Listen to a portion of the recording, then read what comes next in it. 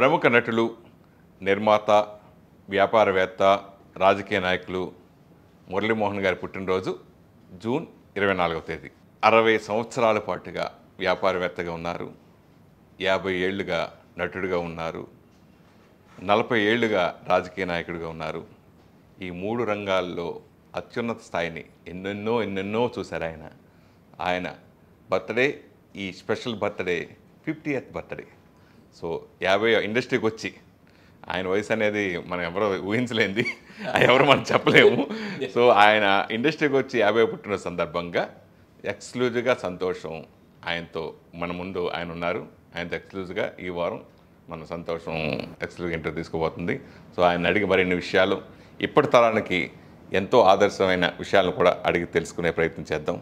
నమస్కారం అండి మురళీమోహన్ గారు. నమస్కారం సార్. మీ 50 ఏళ్ళు నటుడిగా అన్నాను, కానీ అది వయసు ఏమో అనుకుంటారేమో, చాలా క్లియర్గా చెప్పాను. అసలు మీకు ఈ సంవత్సరాల అంకెల్ అనేది మీకు వర్తించవేమో అనిపిస్తుంది. ఎలా సార్ అది? అలా అని కాదు, కానీ అంటే నెంబర్ 1 ఫస్ట్ చెప్పాలంటే ఫ్యామిలీ జీన్స్, మదర్ ఫాదర్ వాళ్ళు ఇచ్చిన జీన్స్. ఇది ఆ జీన్స్ మూలంగా ఇట్లా ఉండగలిగాం. తర్వాత ఏమో మొదటి నుంచి కూడా కొంచెం హెల్త్ కేర్ బాగా ఎక్కువ చేయటం, అందుకని ఎక్కువ ఎక్సర్సైజ్ చేయటం, ఎప్పుడు ఎక్కువ తినకుండా జాగ్రత్తగా ఉండటం, వాకింగ్, ఎక్సర్సైజ్, మధ్య మధ్యలో స్విమ్మింగ్, ఏది వీలైతే అది. అంటే ఒకటే అంటే బోర్ కొట్టేస్తా అని చెప్పి కొంచెం అప్పుడప్పుడు వెరైటీ మారుస్తూ ఉంటాం. అవన్నీ చేస్తూ మెయింటైన్ చేసుకున్నాం. ఎందుకంటే ఇవాళ సినిమాల్లోకి వచ్చామంటే ఇక పర్సనాలిటీ మీద కదా బతికేది. మనం జాగ్రత్తగా ఉండకుండా మనం ఇష్టం వచ్చినట్టు తినేసి పొట్టలు పెంచేసి మొహాలు బిక్కిపోయి రాత్రి లేట్ దాకా పడుకోవటం ఇట్లా చేయకూడదు కదా. అందుకని అవన్నీ కూడా సిస్టమేటిక్గా అలవాటు చేసుకున్నాను. అనుమూలంగానే ఇది ఉంది. కాకపోతే ఏజ్ అనేది మాత్రం నాకు కూడా అప్పుడప్పుడు అనుమానం వస్తుంది. ఏంటి అప్పుడే నాకు ఇంత వయసు వచ్చేసిందా, నేనేదో బిజీగా సినిమాలో చేస్తా అంటే నాకు తెలియకుండా కాలచక్రం తిరిగిపోయినట్టు అవుతాయి అనే ఫీలింగ్. 80+. 83 నిండింది. 84లోకి వస్తారు. 84లోకి వస్తా, కానీ మనం నిండిందే చెప్పాలి. అవును. ఏజ్ ఎంత అంటే ఫస్ట్ బర్త్డే ఎప్పుడు చేస్తాం, 1 year అయిన తర్వాత చేస్తాం. అవును. అందుకని ఇప్పుడు ఇది మనం 83 అని చెప్తాం. ఒక్కసారిగా ఈ 83 ఏళ్ళ ఇయర్ని చూసుకుంటే, ఒక్కసారి వెనక్కి తిరిగి చూసుకుంటే ఏమనిపిస్తుంది? చిన్నప్పటి నుంచి కూడా మరి మా అమ్మ నాన్నగారు నేర్పిన ధర్మంలోనే తెలియదు, కానీ నాన్ కాంట్రవర్షియల్గా ఉండాలి అనేది మొదటి నుంచి కూడా.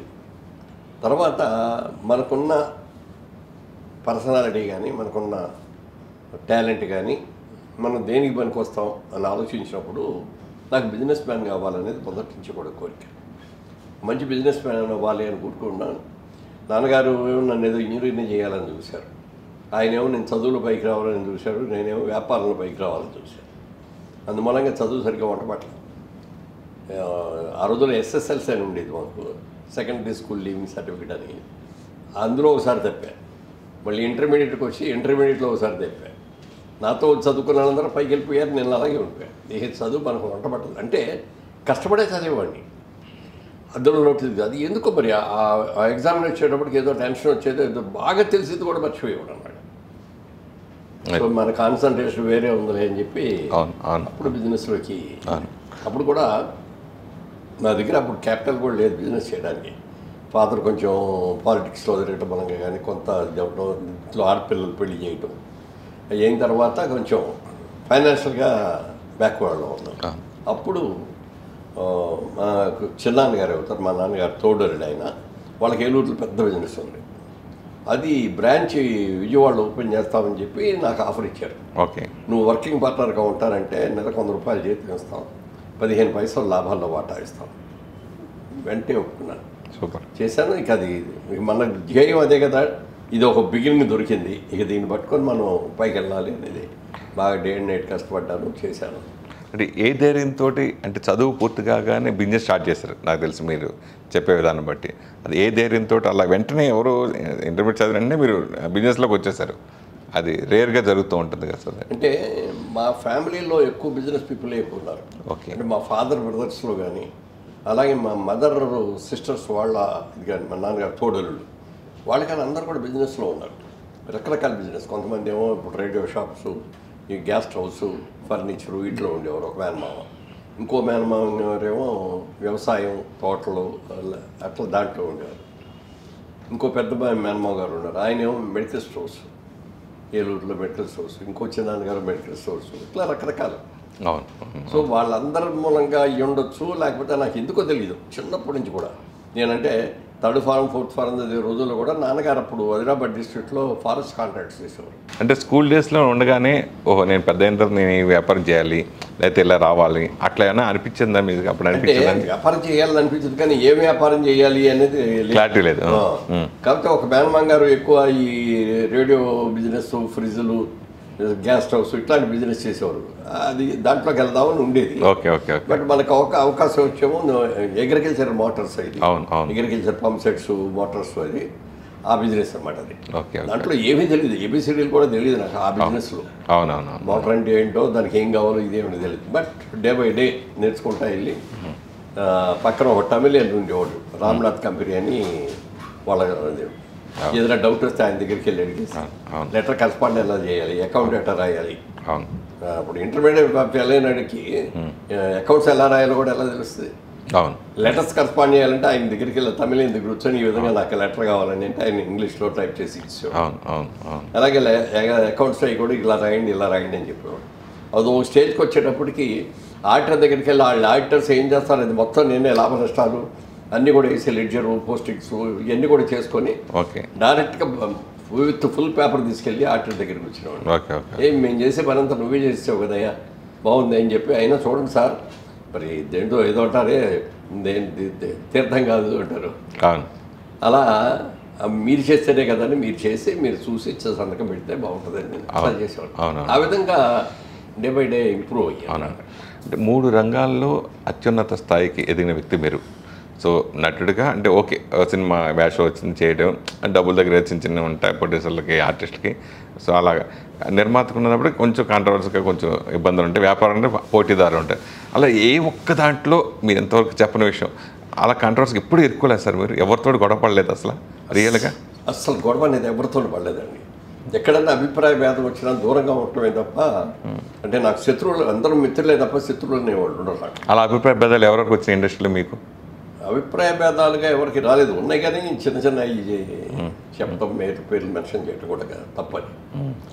అందుకని వచ్చినాయి, రాకుండా ఎట్లా ఉంటాయి, కానీ అభిప్రాయ భేదాలు వచ్చినాయి. కొన్ని వచ్చినా కూడా ఇప్పటికీ ఉన్నాయండి మా సమస్యపోయినాయా?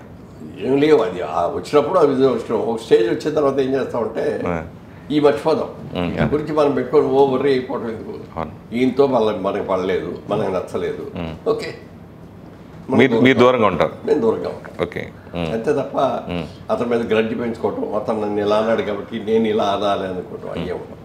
ఎందుకంటే ఆ పాజిటివ్ థింకింగ్ లేకపోతే మన ఫేస్లో కూడా తెలిసిపోతుంది. నెగిటివ్ థింకింగ్ ఉందనుకో ఈజీగా ఫేస్లో తెలియకుండా మార్పులు వస్తాయి, ముఖ కవళికలు తెలిసిపోతుంది. అందుకని ఎప్పుడు అసలు చిన్నప్పటి నుంచి కూడా పాజిటివ్ మైండ్. అవును అవును అవును. మీకు సోహన్ బాబు గారికి ఇద్దరు కలిసి ఎన్నో అద్భుతమైన సినిమాలు చేశారు కాంబినేషన్లో. అతడు సినిమా విషయంలో నాజర్ క్యారెక్టర్కి సోహన్ బాబు గారిని అనుకున్నారు అప్పుడు. సో మీతో కలిసి ప్రయాణం చేసి ఎన్నో సినిమా కలిసి మీరు ఎందుకు ఆయన రిజెక్ట్ చేశారు ఆ సినిమా? ఇప్పటికీ ఒక ప్రశ్నార్థకరంగా మీరు వినిపోయింది అది.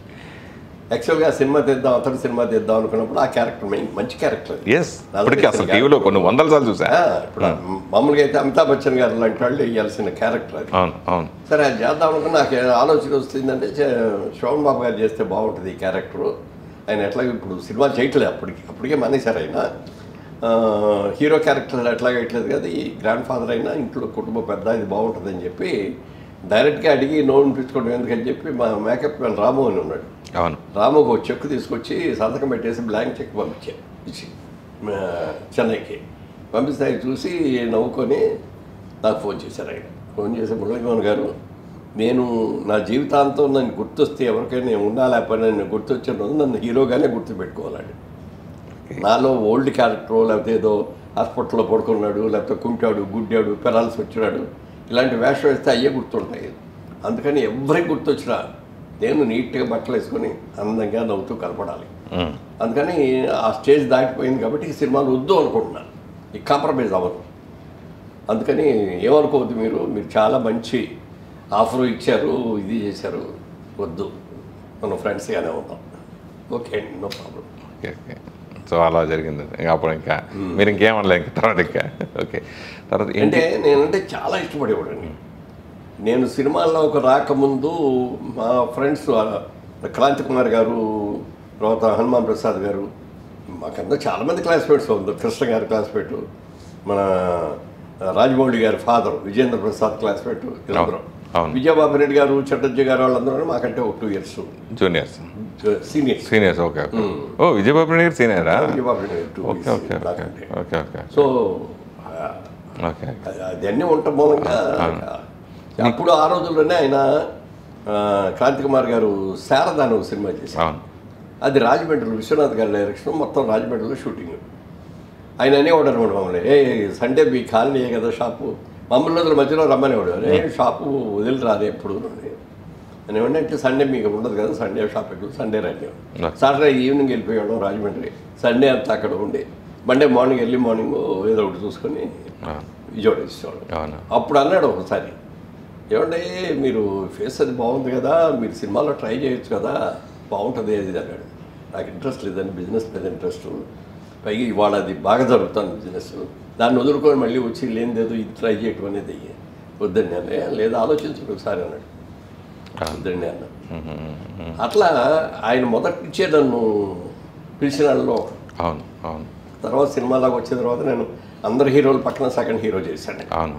ఎట్లా మరారు పక్కన చేశాను, ఆయుష్ గారి పక్కన, సోమన్ బాబు గారి పక్కన, కృష్ణ గారి పక్కన, కృష్ణరాజు గారి పక్కన, అందరి పక్కన సెకండ్ హీరో చేశాను.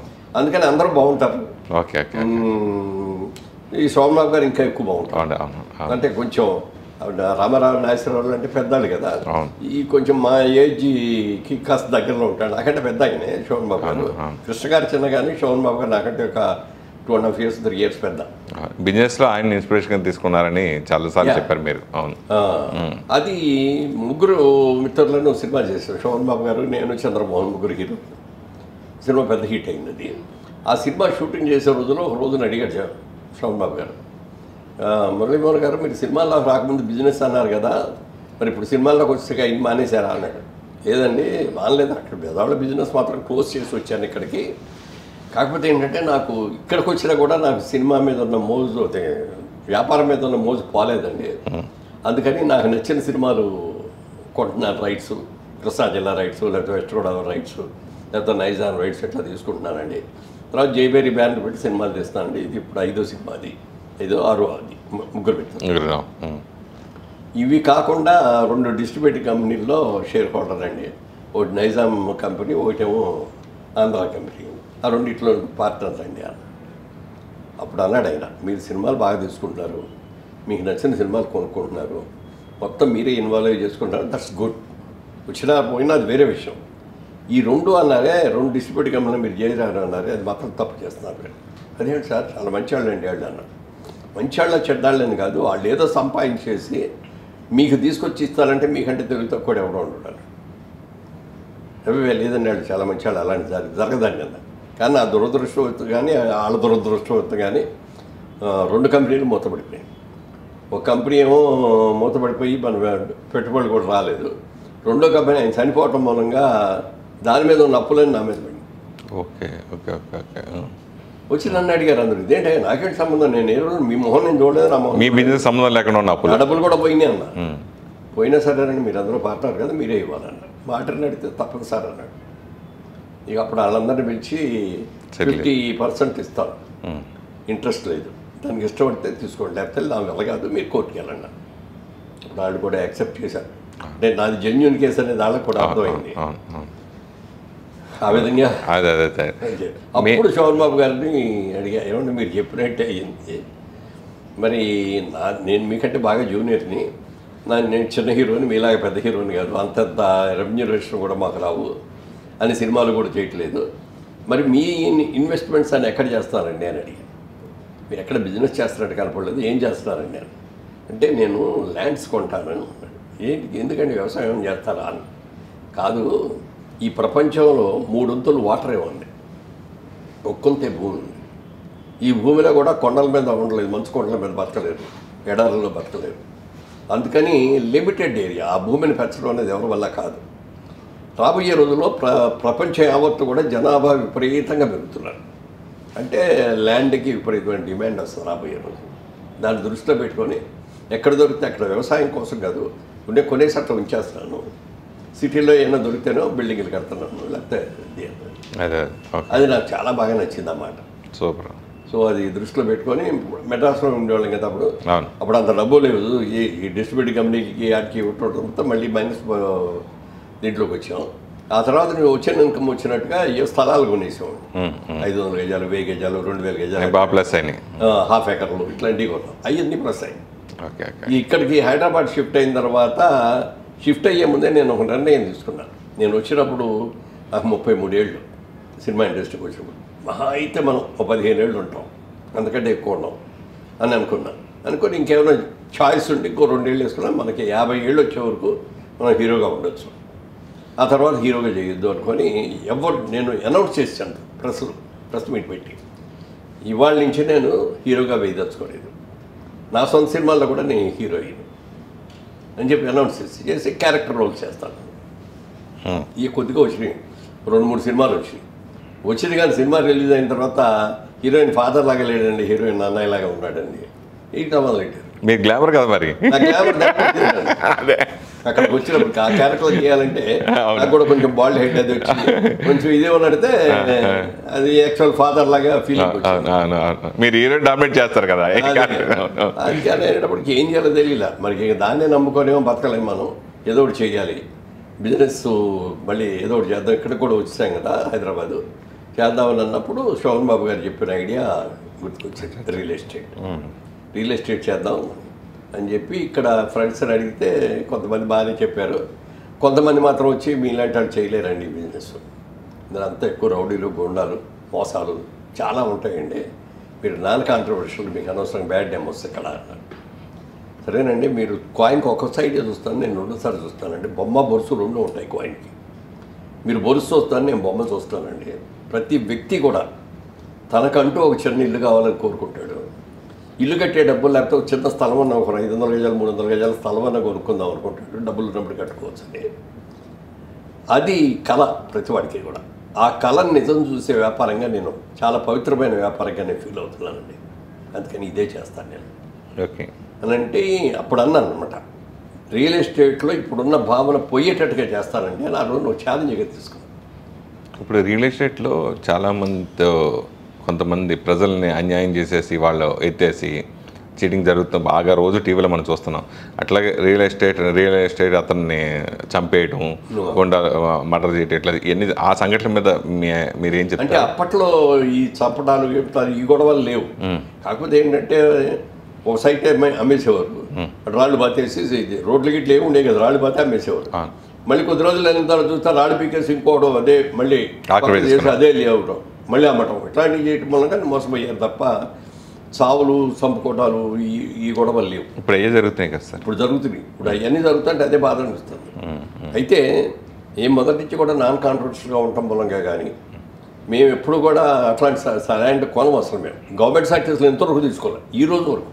అట్లా ఒక సైట్ కూడా మీకు సైట్ కూడా గవర్నమెంట్ సైట్ తీసుకోవాలి. ఎడ్యుకేషన్ దొరకలా. చాలా మంది అనుకుంటారు చంద్రబాబు నాయుడు గారు ముఖ్యమంత్రిగా ఉండగా ఈ హైటెక్ సిటీ ల్యాండ్లన్నీ, మాదాపూర్ ల్యాండ్లన్నీ ఆయనే ఇచ్చేసాడు. ఆయన కాదు, రామారావు గారు కూడా మీకు ఆ రోజుల్లో హెల్ప్ చేయబట్టే మీరు ఈ స్థాయిలో ఉన్నారనేది చాలామంది అదే చెప్పేదాన్ని. అది కరెక్ట్ కాదు, అది 100% కరెక్ట్ కాదు. ఎందుకంటే బాగా వచ్చేసాము, డే అండ్ నైట్ 2 షిఫ్ట్లు 3 షిఫ్ట్లు కూడా చేసిన రోజులు ఉన్నాయి. ఆ వచ్చిన ప్రతి రూపాయలు చాలా జాగ్రత్తగా ఉపయోగించుకునేవాడిని, నేను వేస్ట్ చేసేవాడిని. ఆ రకంగా ఎన్టీ రామారావు గారు ఏం హెల్ప్ చేయలేదని మీకు? లేదు, ఏ లబ్ధి పొందలేదు మీరు ఏ రోజున చంద్రబాబు దగ్గరికి కూడా వెళ్ళి ఏమంటే నేను ఇక్కడ రియల్ ఎస్టేట్ ఇది చేస్తాను, మీరు వచ్చి ఓపెనింగ్ చేయండి, కొబ్బరికాయ కొట్టండి, లేకపోతే ఈ బిల్డింగ్ కొత్తది కట్టాను మీరు వచ్చి రిబ్బన్ కట్ చేయండి అని ఎవరిని అడగల. అసలు అవి ఉండవు మా దాంట్లో. అంటే ఆయన క్లోజ్నెస్ ఫస్ట్ ప్రాజెక్ట్ మొదలుపెట్టినప్పుడు మాత్రం అక్కడే నాగేశ్వరరావు గారిని, కె రాఘవేంద్ర గారిని పిలిచాను. అప్పుడు ఇక్కడే ఉన్నారు కాబట్టి, మాస్టర్ గారు లేదు ఆ రోజున. వాళ్ళిద్దరిని తీసుకెళ్ళి కొబ్బరికాయ కొట్టించి ఫస్ట్ ప్రాజెక్ట్ చేసింది ఆడతోడు. ఓకే, ఈ రోజు వరకు మళ్ళీ ఏ ప్రాజెక్ట్కి కొబ్బరికాయ కొట్టడం కానీ ఇది కానీ అది కానీ ఓపెనింగ్ సెరమనీ కానీ ఏమి. Okay, quiet. మీ కెరియర్ బిగినింగ్లో ఎన్టీఆర్ గారు సినిమాల పరంగా మీకు బాగా సపోర్ట్ చేశారు, చాలా వేషాలు పిక్చర్ చేశారన్నారు, అది నిజమేనా? అంటే ఎన్టీ రామారావు గారు ఇది యాదంకి బాలాత్ అన్నప్పుడు ఆ సినిమా ఎన్టీ రామారావు గారి మేకప్ మ్యాన్ పీతాంబరం గారు అని ఆయన ప్రొడ్యూసర్ అనమాట. ఆయన నా దగ్గరకు వచ్చి అడిగాడు, ఏమంటే ఇట్లా మంచి సినిమా కొన్నాం, పెద్ద హిట్ హిందీలో, అది తెలుగులో తీసిన ఎన్టీ రామారావు హీరో అండి, అది ముగ్గురు బ్రదర్స్ మీద కథ, పెద్ద ఆయన ఒకటి, రెండో ఆయన ఒకటి, మూడో ఆయన బాలకృష్ణ చేస్తున్నాడు, నా రెండో ఆయన క్యారెక్టర్ కోసం మీ దగ్గరికి వచ్చామండి అన్నాడు. చాలా సంతోషం అండి, రామారావుతో ఎంతవరకు కలిసి చేయలేదు అన్న. అయితే ఒక కండిషన్ ఉంది, ఆయన మిమ్మల్ని చూడలేదు, ఆయన దగ్గరికి తీసుకెళ్తాం మేము, ఒకసారి ఆయన చూస్తారు మీరు, చూసిన తర్వాత ఆయన ఓకే చేస్తే ఆ క్యారెక్టర్ మీకేనండి అన్న. అలాగేనండి అన్న. వెళ్ళాం. మరి వస్తున్నామని చెప్పి ముందు చెప్పారు, ఏమో నాకేది తెలియదు కానీ వాహిని స్టూడియోలో టచ్అప్ చేసుకుంటారు మధ్యాహ్నం పూట. అట్లా తలుపు తీసి లోపలికి వెళ్ళగా, బ్రదర్ రండి మురళీమోహన్ గారు అన్నాడు. ఓకే అన్నాడండి, తెలియలే అసలు. అనగానే అసలు బుర్ర తిరిగిపోయి నాకు తెలియకుండా వెళ్ళి పాద నమస్కారం చేస్తాను. ఓకే అంతకుముందు ఎవరికి రాజేశ్వరరావు కానీ ఇంకోళ్ళు కానీ ఎవరికి మా అమ్మాయి నాన్నలకి పెళ్ళప్పుడు చేసిన కాళ్ళకి దండాలు లేదు తప్ప ఎవరికి కాళ్ళకి దండం పెట్టాల. అలాంటి నాకు తెలియకుండా ఆయనకి పాద నమస్కారం చేశాను. చేసి బ్రదర్ బాగున్నారు, మీరు చాలా సినిమాలు చేస్తున్నారంటే మంచి పేరు వచ్చింది, బయట కనుక్కున్నాను, మిమ్మల్ని పర్సనల్గా ఇప్పుడే చూస్తున్నాను, ఈ సినిమా చేయండి, బ్రహ్మాండమైన క్యారెక్టర్, మాకు హీరోయిన్ లేదు, డ్యూయెట్లు లేవు, ఈ పాటలన్నీ మీకు హీరోయిన్ పాటలన్నీ వియ్యే, బాలయ్య బాబు అంటే బాలయ్యకి స్టేజ్ సింగర్గా సాంగ్స్ ఉన్నాయి అని చెప్పి ఆయన ఫుల్ హార్టెడ్గా ఇచ్చారు. అది నిజంగా నా కెరీర్లో నేను మర్చిపోలేని సినిమా అది. ఓకే ఓకే ఓ పక్కన రామారావు గారు, పక్కన బాలకృష్ణ గారు, పైగా ఎంజీఆర్ గారు వచ్చి క్లాప్ కొట్టారు. 100 days ఫంక్షన్ ఎంజీఆర్ గారు కూడా వచ్చి అవార్డు షీల్డ్ ఇవ్వటం, ఇవన్నీ కూడా జరిగింది. ఆ తర్వాత కొన్ని సినిమాలు కలిసి చేసాం రామారావు గారితో. అంటే ఒక మనిషి అత్యున్నత స్థాయికి ఎదగాలంటే ఆటుపోట్లు ఉంటాయి, కొన్ని కంట్రోల్స్ ఉంటాయి, ఇవన్నీ ఉంటాయి. ఏదోటి తప్పు తెలిసి చేసో తెలిసి చేయకో ఏదోటి జరుగుతుంది. అట్లా మీ లైఫ్లో అలా మిస్టేక్స్ అంటే తప్పుగా అనుకోకపోతే మీరు చెప్పని విషయం ఏదైనా ఉంటే షేర్ చేసుకుంటే బాగుంటుంది. అంటే యాక్చువల్గా నాకు అలాంటి లేవు అసలు. ఎందుకంటే ఇండస్ట్రీకి వచ్చేటప్పుడే నేను కొన్ని సెల్ఫ్గా కొన్ని రూల్స్ నేను ఇంపోజ్ చేసుకున్నాను. ఓకే ఒక క్రమశిక్షణగా సినిమా ఇండస్ట్రీలో ఉన్నంత వరకు మనం మందు తాగకూడదు, పేకాడకూడదు, రేసులకు వెళ్ళకూడదు, విచారం చేయకూడదు, స్ట్రిక్ట్గా ఉండాలి. ఎందుకంటే అప్పటికే నాకు పెళ్ళి అయిపోయింది, 2 పిల్లలు కూడా ఉన్నారు. ఈ విధంగా నాకున్న దురలవాట్ల మూలంగా నేను సంసారం దెబ్బతినిపోయి మొత్తం వాళ్ళ భవిష్యత్తు కూడా పాడు చేసినట్టు అవుతాను కదా. వాళ్ళు ఎప్పుడు కూడా నా గురించి మంచి చెప్పుకోవాలి తప్ప చెడు చెప్పుకోకూడదు అని అది చాలా స్ట్రిక్ట్గా ఫాలో అయ్యాను. ఆ స్ట్రిక్ట్గా ఫాలో అవటం మూలంగానే ఇది జరిగింది. మీరు ఎంత స్ట్రిక్ట్గా ఫాలో అయినా కానీ అవతల వాళ్ళు ఏ హీరోయిన్ కానీ ఏ నటి కానీ ఏ అమ్మాయి మిమ్మల్ని ఆ రోజుల్లో మిమ్మల్ని ఫాలో అయ్యి మిమ్మల్ని ప్రేమిస్తున్నాను మిమ్మల్ని పడేయలేదా? పడేసి సార్ చెప్పిన సందర్భం మనం పడవలే సంగతి ముందుగా తెలిసింది కాదు. అసలు మేము ట్రై చేస్తున్నాం, నా దగ్గర ఎప్పుడు ఎవరో ఎక్స్ప్రెస్ చేయలేదు. కాకపోతే ఇట్లా ఇంకో మెడ్రాస్లో ఉండగా కొంచెం ఎల్లో జర్నలిజం ఎక్కువ కదా, ఆ ఎల్లో జర్నలిజంతో జయచిత్రకి నాకు పెళ్ళని అది బాగా రూమర్ ఉందా? అట్లా వచ్చినాయి. ఇప్పటికే ఉందండి అది జనాల్లో. అది నిజం కాదు, అది 100% కాదు. నేను అడగకూడదని అడగలేదు, మీరు చెప్పారు కాబట్టి ఇప్పుడు నేను అడుగుతున్నా. అసలు లేదండి, ఆవిడకి ఈ రోజు కూడా ఏమండి అనే పిలుస్తాను, ఆవిడ నన్ను ఏమండి అనే పిలుస్తాను. అది మీకు తెలిసి అలా ఇష్టపడిన హీరోయిన్ ఇంకెవరున్నారు సార్ జయచిత్ర గారు కాకుండా? అట్లా చెప్పాలంటే నెంబర్ 1 జయసుధ. ఓ ఓకే ఓకే. ఎందుకంటే అసలు కమిట్మెంట్ ఆవిడ చేసేది న్యాచురల్, ఎక్కడ ఆర్టిఫిషియాలిటీ అనేది ఉండదు. నటిగా కాదు, పర్సనల్గా నేను అనేది. పర్సనల్గా నేను చెప్తాను, పర్సనల్గా but she's my sister. Okay okay okay. నేను చాలా సినిమాలు హీరోయిన్గా వేసాను. అవును. In real life she's my sister. అలాగే కృష్ణ గారు మీరు కలిసి చదువుకోవడం వల్ల అది మీకు బాగా అడ్వాంటేజ్ అయిందా? కృష్ణ గారితో మీరు ఎక్కువ సినిమాలు చేయడం అది అంటే నేను ఇక్కడికి వచ్చిన తర్వాత ఇప్పుడు ఆయన సినిమాల్లోకి వచ్చి ఇక్కడ ట్రై చేసే రోజుల్లో నా బిజినెస్ కోసం నేను కోయంబత్తూరు వెళ్ళాల్సి వచ్చేది. తిరిగి వచ్చినప్పుడు ఇక్కడ మెడ్రాస్లో ఆగి ఒక రోజంతా ఆయనతో గడిపేసి మళ్ళీ వెళ్ళిపోతూ ఉండేవాడు. సినిమాల్లోకి వచ్చిన తర్వాత ఆయనకి తెలియదు నన్ను చూడాల. దాసరిగా మొదటి సినిమా ఏమో అట్లూరు వచ్చిన తర్వాత తీశారు, రెండో సినిమా ఏమో హనుమాన్ ప్రసాద్ గారి సినిమా తీస్తే దానికి దాసర్ గారి డైరెక్టర్. దాసర్ గారి డైరెక్షన్లో ఆయన నన్ను చూసి నా కమిట్మెంట్ కానీ నా సిన్సియారిటీ కానీ ఏదో చేయాలనే తపన కానీ ఇవన్నీ కూడా చూసి నేను పెద్ద హీరోని చేస్తానయ్యా, నాది బాధ్యత అని మాట ఇవ్వటం, ఆ మాట నిలబెట్టుకోవటం, నెంబర్ ఆఫ్ ఫిల్మ్స్ ఇచ్చాడు. ఇచ్చి ఒక సినిమా ఇప్పుడు శారద గారితో చేస్తున్నాం, శారదను కృష్ణ గారు. ఆ సినిమాలో ఒక గెస్ట్ క్యారెక్టర్ ఉంది. సినిమా బిగినింగ్, సినిమా స్టార్ట్ అయ్యేది నువ్వు పెళ్లి చూపులకు వస్తావు శారదను చూడటానికి. అక్కడ హీరో వచ్చి ఏదో చెప్తాడు ఈ ఫ్లాష్ బ్యాక్. సినిమా అంతా అయిన తర్వాత ఆఖరి బట్టి నువ్వు యాక్సెప్ట్ చేసి అమ్మాయిని పెళ్లి చేసుకుంటావు అంటే కూతురు క్యారెక్టర్ అన్నమాట. ఆ సీనియర్ శారద గారికి ఈ అమ్మాయి కూతురు క్యారెక్టర్ అని దానికి వెళ్ళాం, షూటింగ్కి వెళ్ళాం. వెళ్ళేటప్పటికి కృష్ణ గారు వచ్చారు. వచ్చేప్పటికి అప్పుడు నా పేరు రాజబాబు మీద, రాజబాబు నువ్వు ఎప్పుడు వచ్చావు, ఇదే ఫస్ట్ టైమా అన్నాడు. అదని 10 సినిమాలు అయినాయి అన్నాడు. మరి ఎప్పుడు కలవలేదా, నా దగ్గరికి రాలేదేంటి? ఏదో వచ్చిన కానీ అన్నీ అవుట్డోర్ సినిమాలు అండి, షూటింగ్ అయిపోతే మళ్ళీ బిజవాడ అయిపోతాను, నా బిజినెస్ చూసుకుంటా అంటే అప్పుడు డైరెక్టర్ గాళ్ళకి కూడా మిగిలిన వాళ్ళందరికీ కూడా చెప్పాడు. మేము ఇద్దరు క్లాస్మేట్స్ చాలా కలిసి ఉండేవాళ్ళం. అది బట్ వాళ్ళ బ్యానర్లో తర్వాత చేశాను, పద్మాలయ బ్యానర్లో, తర్వాత విజయనిర్మల గారి విజయకృష్ణ బ్యానర్లో. అవును, చాలా సినిమా చేశాను. అంటే ఇప్పటికీ మీ ఒరిజినల్ పేరైన రాజుబాబు పేరుతో ఎవరైనా పిలుస్తూ ఉంటారండి? అంటే మా రిలేటివ్స్ అందరూ కూడా రాజుబాబు అంటారు, పిలుస్తారు. నేను వాళ్ళకి ఫోన్ చేసి కూడా అన్నయ్య నేను మురళీమోహన్ మాట్లాడతానని అన్నాం, రాజుబాబుని మాట్లాడతానని చెప్తాను. ఓకే, వచ్చిన సంఘటన ఆ సినిమా ఏదో సినిమా రిలీజ్ అయింది అది. మా వాళ్ళందరూ మా పిల్ల తల్లి ఇంకా వాళ్ళు అక్కడ వాళ్ళ సిస్టర్స్ వాళ్ళ ఫ్రెండ్స్ అందరు కలిసి సినిమాకి వెళ్ళి చూస్తూ ఉండగా అడిగా వచ్చాడు మన రాజుబాబు వచ్చాడు అన్నారు వాళ్ళు. సంతోషం పట్ల ఆడు వెనకమాల ఎవరో కూర్చొని ఒరే ఈ పల్లెటూరు గబ్బులు ఇలాగ ఉన్నారు రైళ్ళు, రాజుబాబు ఎవరో మురళీమోహన్ ఎవరో కూడా తెలియట్లేదు.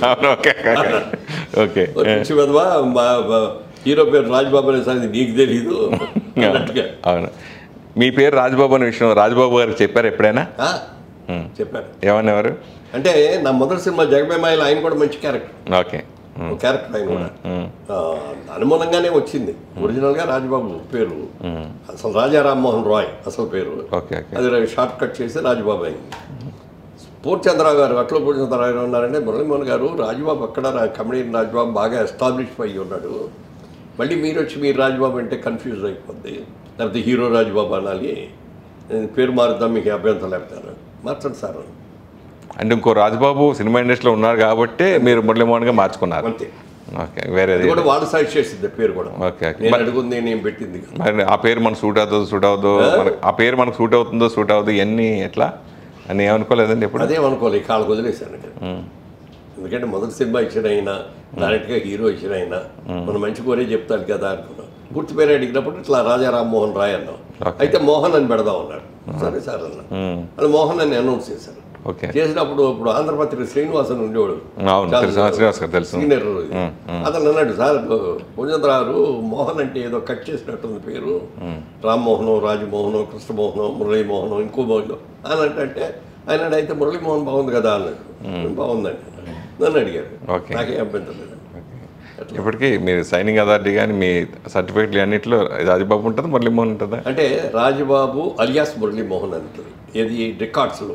ఓకే, బట్ బ్యాంక్ అకౌంట్స్ కానీ ఫ్లైట్ టికెట్స్ కానీ ఇవన్నీ కూడా మురళీమోహన్ పేరుతోనే ఉంటుంది, అఫీషియల్గా చేంజ్ చేయాలి.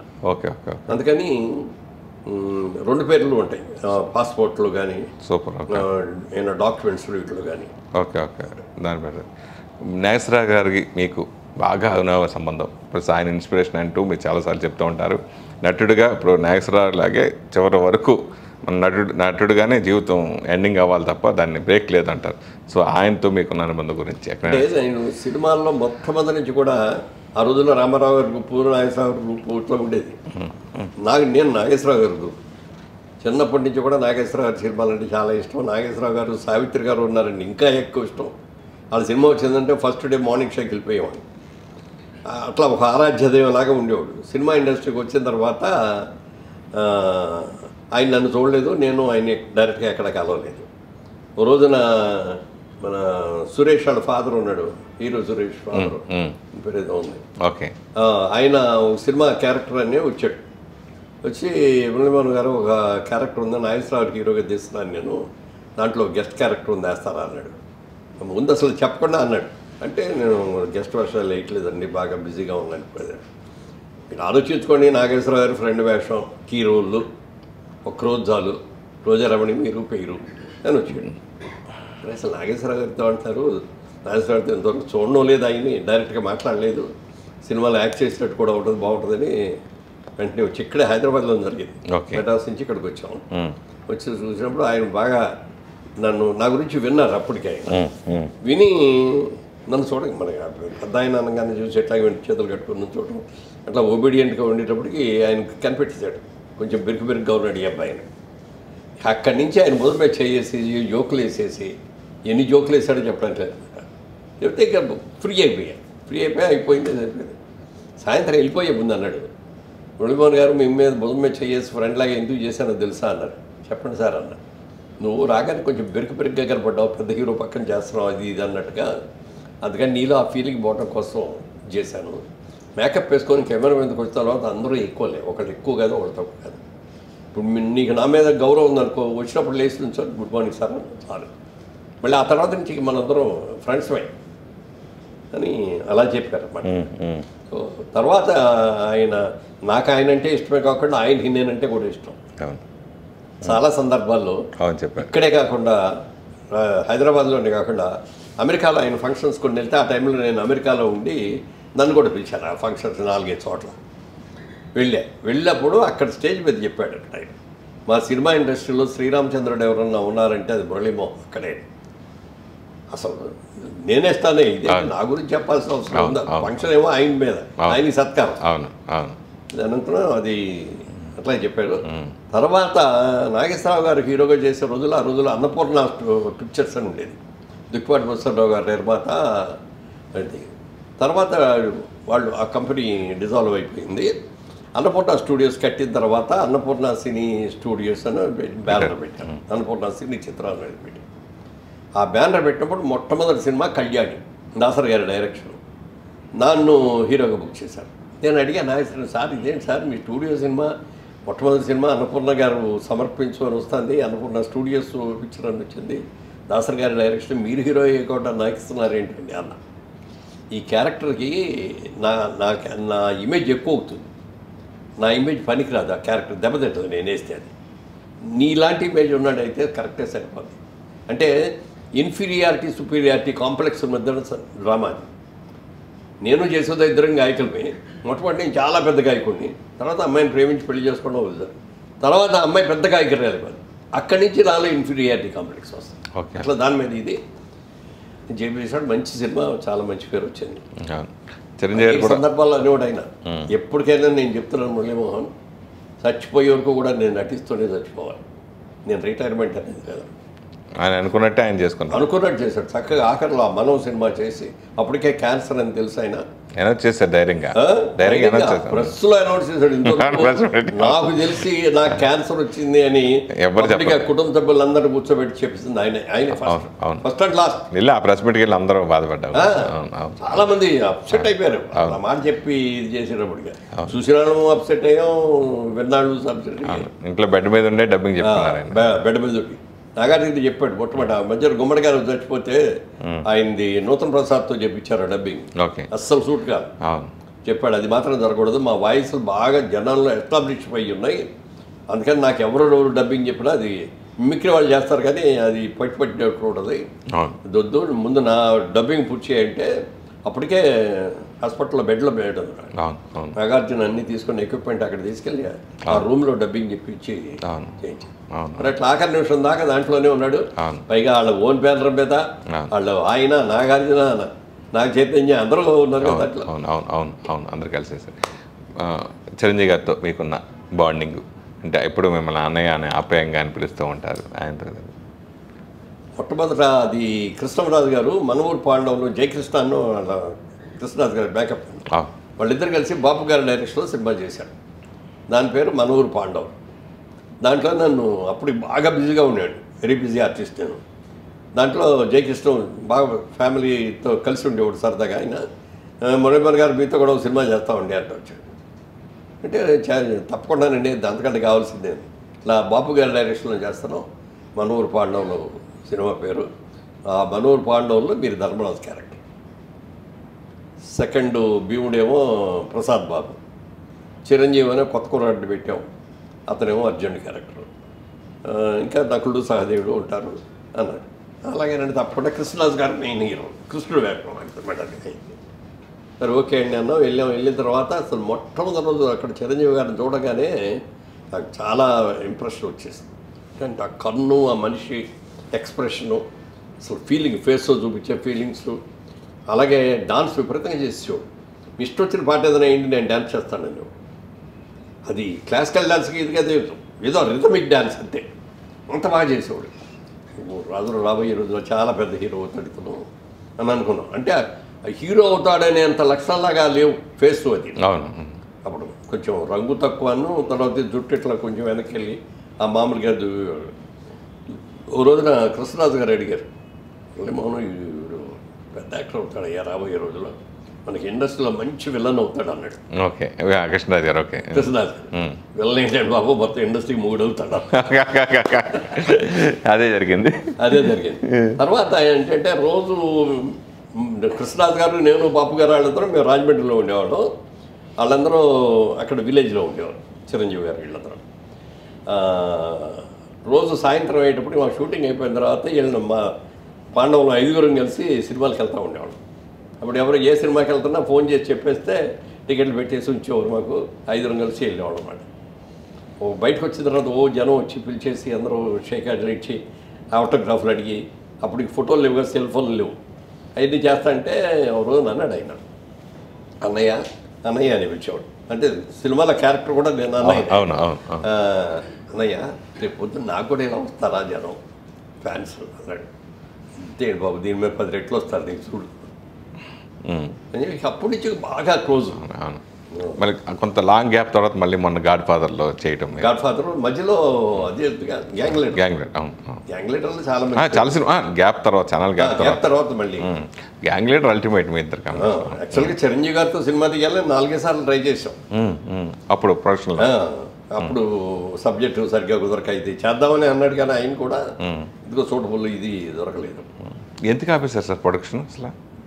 అప్పుడు అదే సినిమా ప్రొడక్షన్ తర్వాత అంటే రాజకీయాల్లోకి వెళ్ళిపోయిన తర్వాత ఓకే మా బ్రదర్ బాబు వీళ్ళేమో రియల్ ఎస్టేట్ బిజినెస్లో ఫుల్ బిజీ అయిపోయారు. అంతే. నేనేమో మరి అక్కడికి వెళ్ళిన తర్వాత ఎవరు చూడాలి? అవును అవును. ఇప్పుడు ఒక తప్పు నిర్ణయం తీసుకున్నాం అంటే సినిమాలో ఎంత పోద్దో చెప్పడానికి వెళ్ళి 4 హిట్ సినిమాలు తీసి 5వ సినిమా ఫ్లాప్ తీస్తే మొత్తం పోదు. అందుకని కాన్సన్ట్రేషన్ లేకుండా మనం చేయొద్దు అని చెప్పి ఆపేసాం. ఇప్పుడు 10 ఏళ్ల తర్వాత ఇప్పుడు చేద్దామని చూస్తా అంటే ఇండస్ట్రీ సిస్టమ్స్ అన్నీ మారిపోయింది. ఇప్పుడు మా ఆలోచన అంటే ఏదో పాత ఆలోచనలాగా వీళ్ళందరూ మీ పాత రోజులండి అయ్యి కాదండి, సినిమా అంటే ఇట్లా ఉండాలండి, విలనిక్ హీరోయే అన్ని లక్ష్యాలతో ఉంటాయి. అది ఇక రాజకీయాలు అయిపోయిన తర్వాత ఇక సినిమాలు చేసుకుందాం, బ్రదర్ బాబు వాళ్ళందరూ బిజినెస్లో ఇదయ్యారు, మళ్ళీ సినిమాలు మొదలు పెడదాం అనుకున్నాను. కానీ ఇప్పటికి ట్రెండ్ మారిపోయింది. ఇప్పుడు మన కథలు ఆ రోజుల్లో కథలంటే హీరో కథానాయకుడు అంటే బుద్ధిమంతుడు, సకల కళావల్లభుడు లాగా ఉండాలి అనేది. వాళ్ళ రోజున అన్ని నెగిటివ్ క్యారెక్టర్స్ ఎక్కువ చేస్తారు. మరి ఇవన్నీ చేసేటప్పుడు మనకి అయిపోవడం, పైగా హీరోయిన్లు ఏరా అంటే ఏరా అనుకోవటం, ఇద్దరు మంది తాగటం, లేకపోతే ఇద్దరు సిగరెట్లు కాదటం, ఇవన్నీ మనం చేయలేము. అది కొంచెం అందుకని మన ఓల్డ్ స్కూల్ అంటారని చెప్పి కొన్ని రోజులు గమనించేద్దాం. ఈ పెద్ద సినిమాలు చేయలేము, వెళ్ళి అందరి దగ్గరికి వెళ్ళి గబుక్కని వెళ్ళి పెద్ద సినిమా చేస్తానంటే డేట్లు ఎవరు 1-10 సార్లు తిరగాలి, 100 సార్లు తిరగాలి, 1 సంవత్సరం 2 ఏళ్ళు తిరిగితే అప్పుడు డేట్లు వస్తాయి. ఇక అది మన వల్ల కాదులే అని చెప్పి చిన్న సినిమాలు చేద్దామనే ఆలోచన ఉంది. అది ఏ టైప్ సబ్జెక్ట్ చేయాలి, ఎవరు డైరెక్టర్తో చేయాలనే దాని మీద ఇంకా. అంటే ఇప్పుడు అన్నీ పాన్ ఇండియా సినిమా అయిపోయినాయి కదా సార్, 100 కోట్లతో పెడుతున్నారు. సో దాని గురించి మీరేం చెప్తారు? పాన్ ఇండియా సినిమాలు వచ్చిన తర్వాత అంటే ఒకప్పుడు తెలుగు సినిమా ఇండస్ట్రీ అంటే ఓన్లీ ఆంధ్రప్రదేశ్, అంటే విభజన జరగని ఆంధ్రప్రదేశ్లో మాత్రమే మన సినిమాలు ఆడేవి. తమిళనాడులో అసలు ఏమి అడిగి కాదు. యాక్చువల్గా తమిళనాడులో చాలామంది తెలుగు వాళ్ళు ఉన్నా అన్ని ఇచ్చేవారు కదా, శానిటైజ్ చేస్తారు. కర్ణాటకలో కొద్దిగా ఆడి, అందుకు తప్పితే మనకి బయట నుంచి ₹1 వచ్చేది కదా. అంటే లిమిటెడ్ అనమాట మన మార్కెట్ కూడా. దాని నుంచి వాళ్ళ రోజున ఎంత వచ్చింది? భారతదేశంలో అన్ని స్టేట్స్లో ఆడుతున్నాయి, అన్ని లాంగ్వేజ్లో ఆడుతున్నాయి, ఇతర దేశాలన్నీ కూడా సైమల్టేనియస్గా రిలీజ్ అవుతాయి అన్ని కంట్రీస్ కూడా. అంటే స్పాన్ పెరిగిపోయింది. దాంతో ఇప్పుడు ఏమవుతుందంటే ఏ సినిమా తీసినా పాన్ ఇండియా టైప్లో చేసేద్దాం, అన్ని లాంగ్వేజ్లో ఒకేసారి రిలీజ్ చేయడం లాంగ్వేజ్లో అనే ఆలోచన పెరిగింది. దానికి తగ్గట్టుగా సబ్జెక్టులు ఎత్తుకోవడం, అందరికీ నచ్చినవి చేయాలి కదా. సబ్జెక్ట్ అంటే మనకు నచ్చిందే కాకుండా అందరికీ వాళ్ళ సెంటిమెంట్స్ ఎలా ఉంటాయి, ఇది ఉంటుంది అని అన్ని కూడా దృష్టి పెట్టుకుని ఆ టైప్ సబ్జెక్ట్స్ తీసుకోవాల్సి వచ్చింది. కథల విధానం మారిపోయింది. తర్వాత ప్రొడక్షన్ కాస్టులు విపరీతంగా పెరిగిపోయినాయి. పెద్ద పెద్ద సినిమాలు, చిన్న సినిమా తీసి పాన్ ఇండియాలో సక్సెస్ అయిన సినిమాలో వెరీ ఫ్యూ ఉంటాయి. బట్ మంచిదే వాళ్ళ అంటే టెక్నీషియన్స్, అద్భుతమైన టెక్నీషియన్స్ వచ్చారు, మంచి ఆర్టిస్టులు వచ్చారు. మొదటి సినిమాతో చేస్తేనే బ్రహ్మాండంగా చేస్తాం. మేము 10 సినిమాలు అయితే కానీ మేము ట్రాక్లో పడలేం. కానీ వాళ్ళు ఏంటంటే వాళ్ళకందరికీ ఏ సినిమా అంతా ఈ సెల్ ఫోన్లు అయ్యి వచ్చేసిన తర్వాత అవును. ఈ ఎక్కడ ఏ సినిమా కావాలంటే అది సినిమా చూసేస్తారు. సినిమా అంతా కూడా మన చేతిలో ఉంటారు. అవును. దాని మూలంగా అసలు యాక్టింగ్ ఎట్లా అయింది అనేది ముందే ప్రిపేర్ అయిపోయి ఇచ్చేస్తాం. అవును. ఇప్పుడు మీకు వారసులుగా నిర్మాతగా మీ బ్రదర్ ఉన్నారు, తర్వాత ఎవరో ఒకరు వస్తారు, అది గ్యారెంటీ. ఓకే. అలాగే పొలిటికల్గా మీ కోడలు గారిని పొలిటికల్గా ఎంట్రీ చేశారు, మళ్ళీ తర్వాత ఇప్పుడు అది పొలిటికల్గా లేనట్టున్నా నాకు తెలిసి. మళ్ళీ ఏమైంది ఎందుకు అలా దూరం చేశారు పొలిటికల్ వారసత్వాన్ని? నటుడిగా అసలు వారసత్వం లేకుండా ఉన్నందుకు మీ ఆ గిల్టీగా అని ఫీల్ అయ్యారా? లేదు, ఎందుకంటే నా ఉద్దేశంలో పిల్లల ఇష్టం ప్రకారం మనం చేయాలి తప్ప మన ఇష్టాలను వాళ్ళ మీద రుద్దకూడదు అనేది మొదటి నుంచి కూడా అది. మా నాన్నగారు నన్ను ఇంజనీరింగ్ చేయాలని చూశాడు, నా చూపే బిజినెస్ మీద ఉండేది. సరే వచ్చాం, బిజినెస్లోకి వచ్చామని కూడా అది బాగానే ఉంది. అందుకని వాళ్ళ ఇష్టాలు మనం ఫాలో అవ్వాలనేది నాకు బాగా ఫీలింగ్. బాబు మెడ్రాస్లో ఉండగా చదువుకునే రోజుల్లో మంచి ఆఫర్లు వచ్చినాయి. తమిళ నుంచి వచ్చినాయి, తెలుగు నుంచి కూడా వచ్చినాయి. వస్తే అప్పుడు అడిగాను బాబు ఇట్లా ఆఫర్లు వస్తున్నాయి, మరి ఏంటి చేస్తావా అని. నాకు ఇష్టం లేదు అన్నాడు. మరి ఏం కావాలి నీకు, ఏం చేస్తావంటే నాకు మీరు పంపిస్తే అమెరికా వెళ్ళి ఎంబీఏ చేయాలని. అప్పటికి డిగ్రీ అయిపోయింది, ఇక్కడ ఎంబీఏ చేయాలను. సరే అని ఎంబీఏ అక్కడ పంపించాం, చేయించాం, వచ్చాడు. వచ్చిన తర్వాత మళ్ళీ ఆఫర్లు వచ్చాయి. బాబు మరి మళ్ళీ వస్తున్నాయి, ఇప్పుడు చేసేస్తావు, చదువు కూడా అయిపోయింది కదా అన్న. అంటే నాకు ఇంట్రెస్ట్ లేదు నాన్నగారు. మరి ఏ ఇంట్రెస్ట్ అన్న? నేను కూడా బిజినెస్ చేస్తాను. సరే ఏ బిజినెస్ చేస్తాం అనేది తర్వాత చూద్దాం, ముందు ఇప్పుడు రియల్ ఎస్టేట్ బిజినెస్ జరుగుతుంది కదా, ముందు ఇది చేస్తూ ఉండు, తర్వాత ఏదైనా మనం ఆలోచిద్దామని అనుకున్నాం. కానీ ఇక దీంట్లోనే పడిపోయాం. ఈ మనవరాళ్ళు అట్లా వాళ్ళ మా గ్రాండ్ డాక్టర్ ఉంది, గ్రాండ్ డాక్టర్ బాబు కూతురు రాక, ఆవిడ గురించి మాట్లాడతాండి. నేను అసలు మీ వారసరాల్లాగా కాదు, నేనేంటో నేను ప్రూవ్ చేసుకున్నా కానీ నేను బిజినెస్ చేస్తాను. ఇప్పుడు ఏం చేస్తుందండి? ఇప్పుడు ఎంబీఏ చేస్తుంది మన ఐఎస్బిలో, బట్ కంపెనీలో డైరెక్టర్గా చేసాం. ఎందుకంటే మాకు బాబుకి ఒక్కతే కూతురు, మా బ్రదర్ కిషోర్కి ఒక్కతే కూతురు. ఓకే ఓకే ఓకే ఓకే అందుకని వాళ్ళిద్దరిని కూడా కంపెనీలో డైరెక్టర్ చేసాం. ప్రియాంక తమ్ముడు గారి అమ్మాయి ఆల్రెడీ వస్తుంది, ఇంకా ఈ అమ్మాయి చదువుకుంటుంది కాబట్టి తను. ఓకే ఓకే ఓకే పొలిటికల్గా కూడా మొదటి నుంచి అసలు పొలిటికల్గా నాకు ఇష్టం లేదు. ఎందుకు ఇష్టం లేదంటే మా ఫాదర్ పొలిటికల్గా అవటం మూలంగా మేము కొంత బిజినెస్లో పాస్ అయ్యాం, ఇబ్బంది పడ్డాం. కాన్సన్ట్రేషన్ దాని మీద ఉండే ఆయనకి కొంత ఇది నెగ్లెక్ట్ చేసి గుమస్తాల మీద పెట్టి అట్లా దెబ్బ కొట్టారు. అందుకని నాకు అసలు మొదటి నుంచి కూడా వద్దు. కాంగ్రెస్ ఫ్యామిలీ మాదందరిది కూడా, మా నాన్నగారు ఫ్రీడమ్ ఫైటర్ అయినా, అందుకని ఎప్పుడు ఓటేసినా కాంగ్రెస్ పార్టీకి వెళ్ళి ఓటేసేవాడు. కానీ ఎన్టీ రామారావు గారు వచ్చి ఆయన ఈ పార్టీ పెట్టిన తర్వాత ఈయన చాలా ఉన్నత భావాలతో వచ్చాడు. హీరోగా బ్రహ్మాండమైన డిమాండ్ ఉన్నప్పుడు కూడా ఎన్ని కాదనుకొని ఇచ్చారు.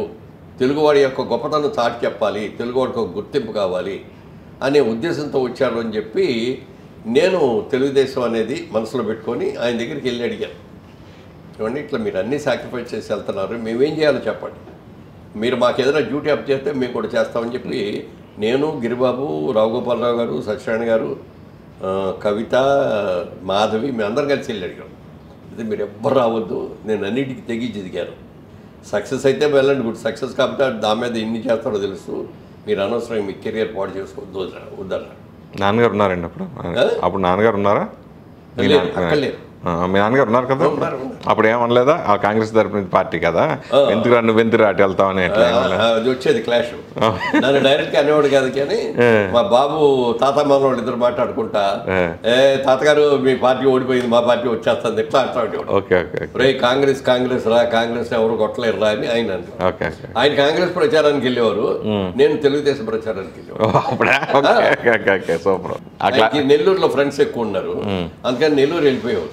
ఓకే, ఎలక్షన్ అయ్యే వరకు అక్కడే ఉండి ప్రచారం చేసి అందరూ చేసేవారు. ఓకే ఓకే ఓకే పొలిటికల్ వారసరాలుగా వచ్చి మళ్ళీ ఎందుకు వెళ్ళిపోయారు? సరే ఆ టైంలో రామారావు రోజున ఫోన్ చేసి, బ్రదర్ ఎక్కడున్నారంటే చెన్నైలో ఉన్నానండి, షూటింగ్లో అన్నా. రేపు పొద్దున ఒకసారి రాగలవరా హైదరాబాద్ అన్నాడు. వస్తానండి అని వచ్చాను. వచ్చిన తర్వాత అప్పుడు చెప్పారు, రాజమండ్రి నుంచి ఎంపీ పోటీకి మీరు చేయండి, మీకు ఇస్తే బాగుంటుంది అనుకున్నాం మేము. అక్కడ ఉన్న వాళ్ళందరూ కూడా ముందు కాంట్రవర్సీగా ఆ పేరు ఈ పేరు చెప్పారు, మీ పేరు చెప్పగానే అందరూ యునానిమస్గా ఒప్పుకున్నారు, మీరు పోటీ చేయండి అన్నారు. నాకు అసలు దెబ్బ తిరిగిపోయింది. ఏం సార్ నేనేంటి, ఇదేమిటి, నాకు ఇప్పుడు రాజకీయ నాయకుడు అవ్వాలనే కోరిక లేదు నాకు, పైగా ఇప్పుడే అప్కమింగ్ పైకి వస్తున్నాను, పిల్లలు చదువుకుంటున్నారు, ఈ స్టేజ్లో వచ్చి నేను అటు ఇటు కాకుండా అయిపోయానంటే చాలా ఇదే. లేదు బ్రదర్ బాగుంటున్నామని చెప్తున్నా కదా అన్నారు. నాకు 4 రోజులు టైం ఇవ్వండి సార్, ఆలోచించుకొని వచ్చి చెప్తాను. ఓకే 4 రోజులు ఆలోచించుకొని వచ్చి ఓకే అని చెప్పండి అన్నాడు.